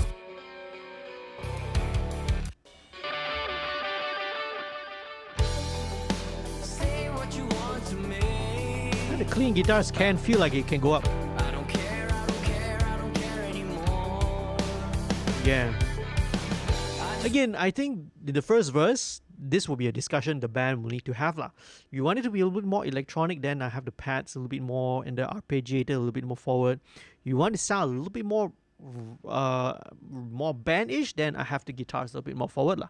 Right, but I've just pumping it a little bit slightly more forward than what I had earlier. I just wanna be alone. You don't wanna be alone tonight. I've been trying so hard, but Okay, cool. Right, so now when it gets to this second one, definitely I feel it needs to be louder. So let's bring it up by about a dB. are we ever gonna be alright? I don't really care anymore. Can't you see we've been running round in circles, baby? Tell me why do you want So let's bring this up to about -16 for each of these. one from me?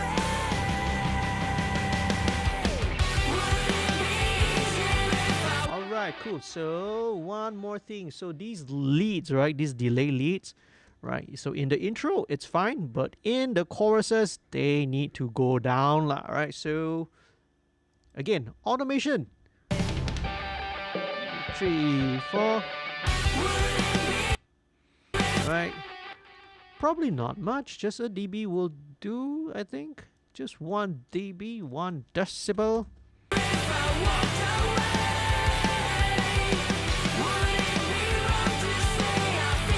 I might even pan it slightly.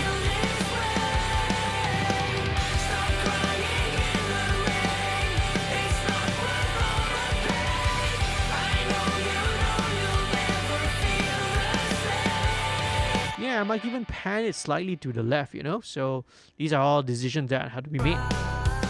Okay, so let's go. Let's pan these guys.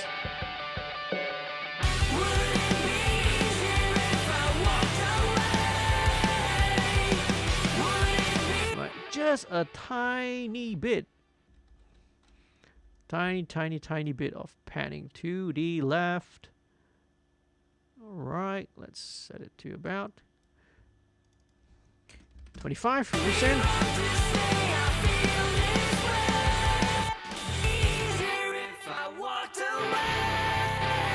Okay, right. So now let's come to back to Thomas's guitars. So here is where all the cool parts are happening. So let's feature this. Okay? Need to bring all these up. Solo first. So all the ambient stuff. This really adds to the feel. So let's bring this up. Automate it back up.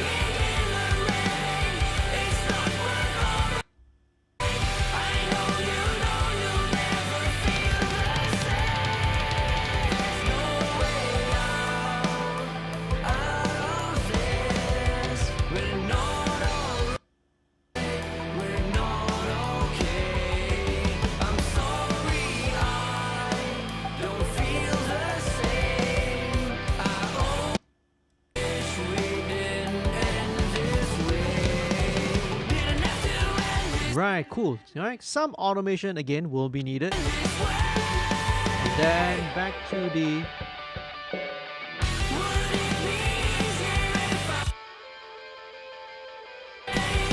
back to the original level, which is about minus 4.5. Could be a little louder actually because the last chorus again made it more intense.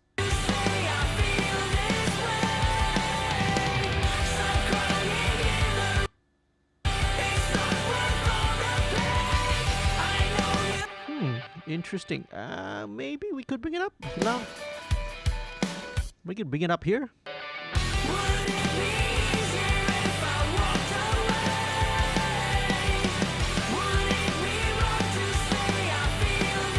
Same thing. Dip it down.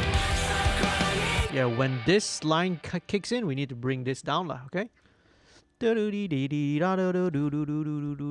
Automation, man, that really what makes a mix, right, work. All this automation. Again, these are all rough, broad strokes. You know, first impressions by reactions to it. So I quickly just do this to get everything in perspective first.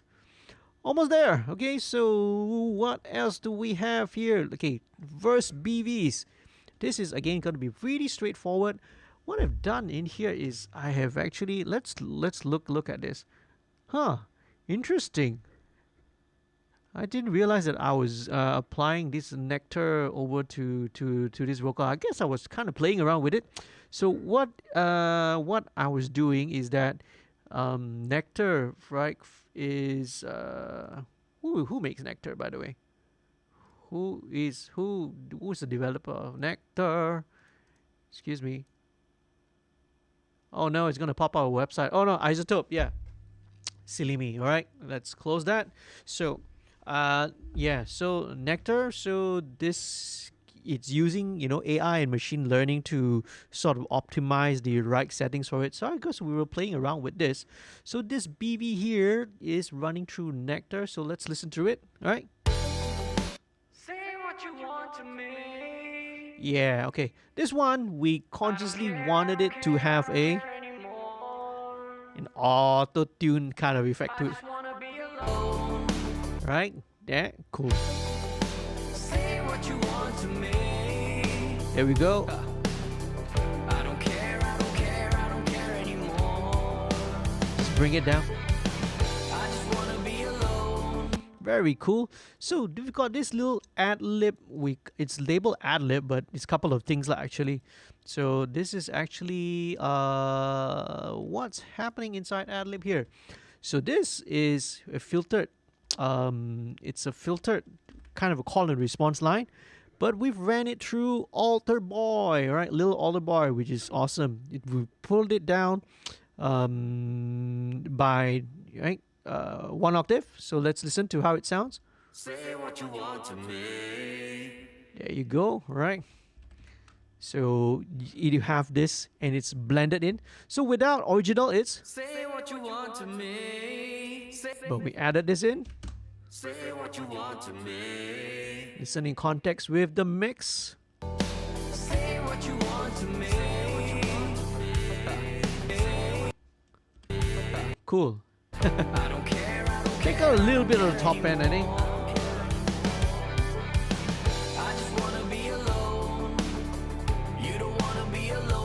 I'll play around with a little bit more delay effects, maybe some long delays later on. This guitar is meant to be filtered.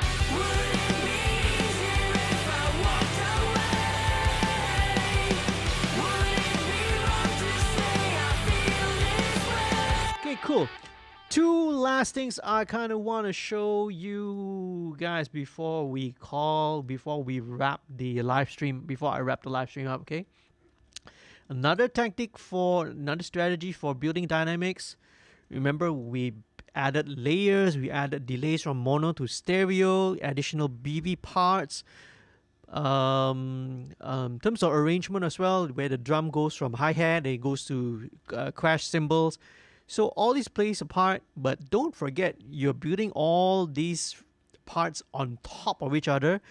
Don't forget the bottom end also lah. You want the bottom end to be bigger as well. So one simple thing you can do is a simple automation on the EQ, right? So what I will do is when the chorus kicks in, I'll just engage the EQ, so it will have a 1 dB, just a 1 dB boost, low shelf, right? 100 at 100 hertz. So this is a very gentle low shelf 1 dB boost only. So super subtle, all right? It's very, very subtle. So let's show you what it does. Okay. Right, set it to right. Get ready when the chorus kicks in. Okay. Okay, you can kick it in right now already. There you go. So a slight subtle bump to the low end as well. So not only your high frequency or mid-range frequency gets bigger, same goes with your low end, okay? So don't forget the low end, okay? Don't forget your bass. So let's automate this. Let's do the same thing. So this will go into the second chorus. Same thing. All right.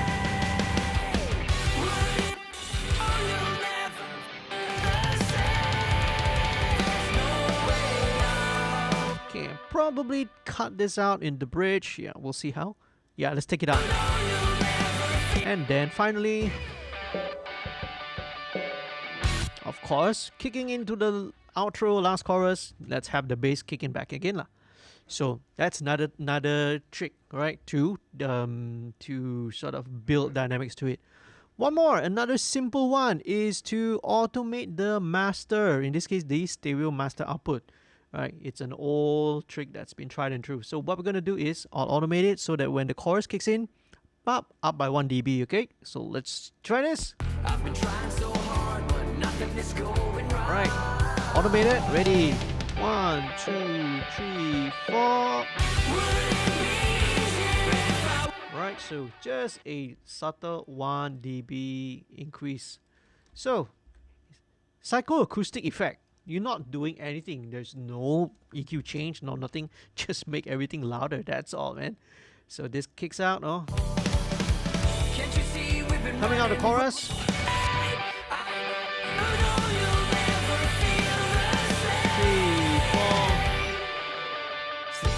Okay, right, okay.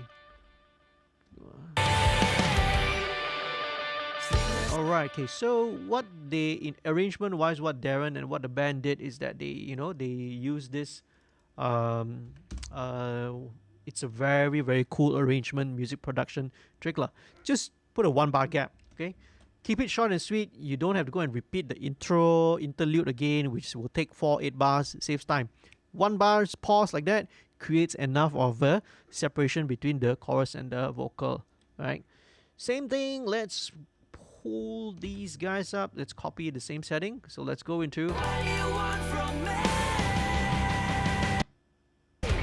Okay, this is a slightly longer, right? So this one is. Okay. Oh, actually, same length. Very cool. Alright, okay, so now here going into the bridge. Right, let's drop this out back to 0. This will be a shorter one, okay? Simple. And last but not least, last one. Okay, going into the last chorus lah. Now obviously all the way to the end, so we don't need this. So as you can see here, just automating the master. So the 1 dB up in the chorus, back down, choruses back down, bridge back down again, and then final chorus. Is a super easy and way to bring dynamics, okay, add dynamics into your mix. So there we go. All right, it's pretty much it. Awesome. All right, so where we are right now, we're roughly at about the 80% stage of things. The rhythm section is pretty much down. The tones and everything. What's left is pretty much all the automation, right? So all the things, as I explained earlier, you will take part later. Usually at this stage, right, 3 hours plus into a mix, it's time to take an ear break lah. So that's what we're gonna do. I will wrap this up right after this lah. Okay. So before we do this, let's take one more quick. We will take one final listen over. But before we do that, let me just double check again. Let's see what else is going on in the chat. Let me just kind of check and make sure that I've gotten all of you guys chats. All right, now my battery is about to die on my phone, and it has just died the moment I turned it on. So let's see what else it is. Let's see. Cambrian Studios. Hi Cambrian. Thanks for tuning in, even though it's late, man. Super appreciate it. Okay, all right, awesome. Let's see. Butot says the song reminds me of Sayo Sin, so emo. Again, you are not the first one to say it. Everyone before that has been saying, wow, emo vibes. Zachariah Henry said Control S, right? Isotope, correct, yeah. Were these, okay, so Monk Music says, were these recorded in the studio? Okay, so the drums are programmed, the bass, most of the main rhythm guitars and the main lead guitars and vocals were all recorded here. We did all this. The final recording session was on May 31st, man. One day, the night before kita masuk this MCO and another lockdown. So, Thomas's guitars, right? The lead guitarist did all his parts, recorded it back at home lah. So yeah. So what else is there? Butot says, "Aye, altar boy." All right, Monk Music. The drums sounded really good. Okay, cool. So these are programmed drums, unfortunately, so that's why they sound really good lah. Okay, but hopefully when studios reopen again, we can go back to recording real live drums again, because the thing with programmed drums is they sound good, but and obviously because of lockdown and MCOs all around the world, no choice lah, we have to do that. But the problem is they remove identity, the unique sonic identity from everyone. If everyone is using Superior Drummer, if everyone is using Addictive Drums or whatever sample library, then everyone sounds the same. It removes your identity and the sonic signature of the band. Everyone ends up sounding the same lah, right?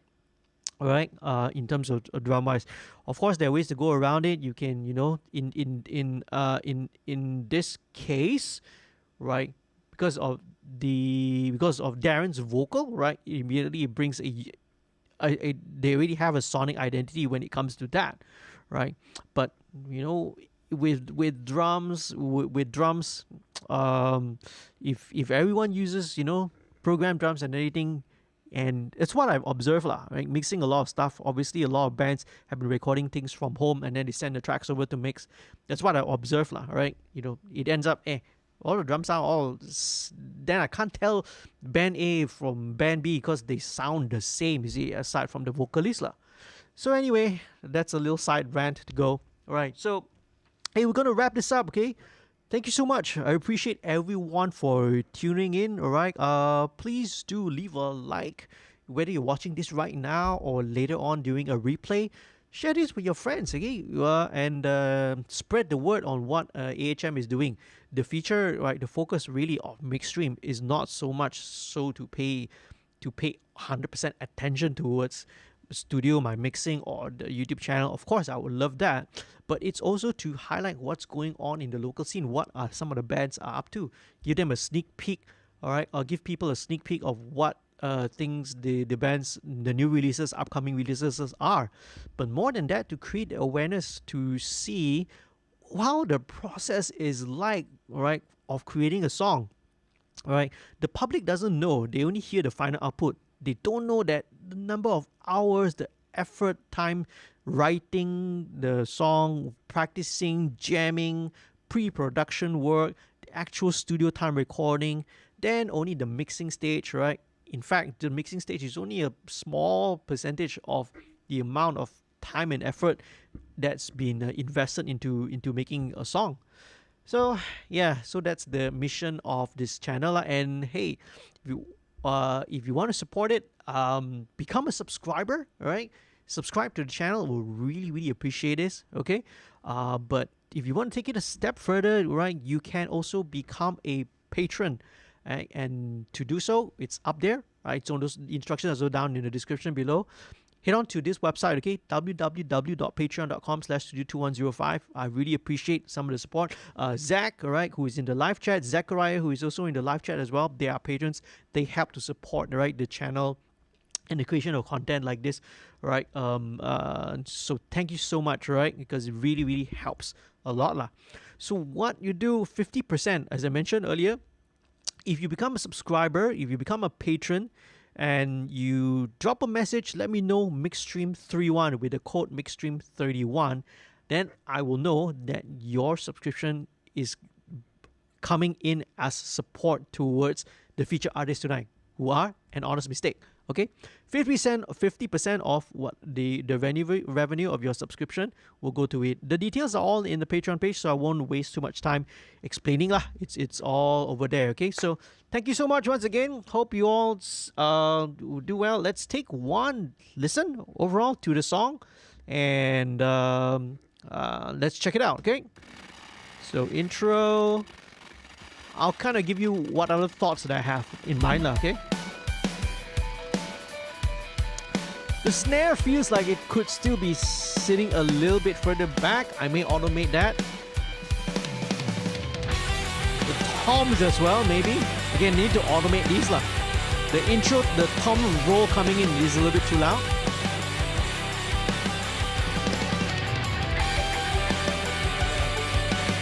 But the toms, when the whole band is playing, is fine. So just need to automate that part. I love the arpeggiator synth, man.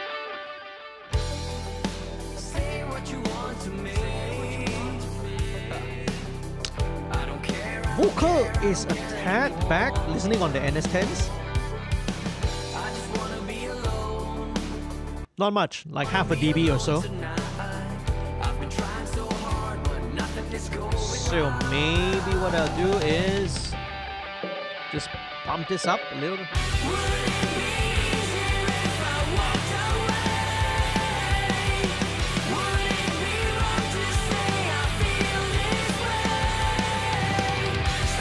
Yeah, the snare feels way too upfront lah.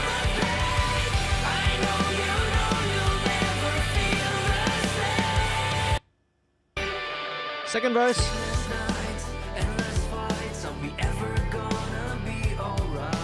Might take out some keyboard parts. Again, this is something I will consult with, you know, the band, and we'll see lah.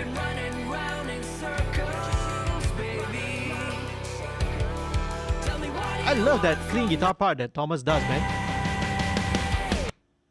Going to the second chorus.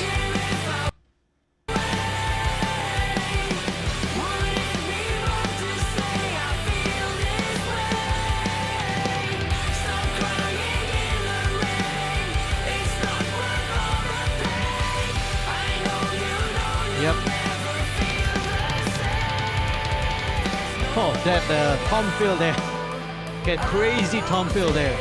Right, just need to automate that down a little bit.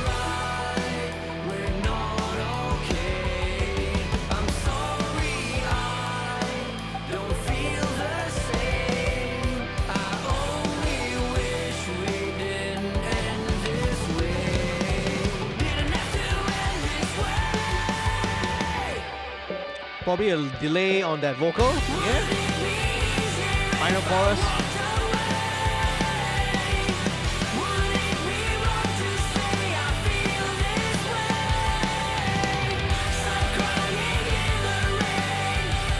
I feel that the tambourine kind of needs to go on the chorus though, or maybe something. I might add a kind of a loop, like a high energy loop some kind of process shaker or something like that, just to give a bit of sound. There you go. All right, pretty straightforward, abrupt, to the point ending lah. Okay, so there you go, man. That is, I would call this a first draft version of the Mix for an Honest Mistakes upcoming single. Right, never feel the same. So stay tuned when it's out. Okay, follow the band's social media. All the details are down in the description below. Right, follow the band's social media, so when the single comes out, you'll definitely be informed lah. By the way, do check out their first the single that is already out, right? Which is the All Over Again. So that track is already out on all the streaming platforms, right? It was recorded at the same time, but I mixed this earlier lah, right?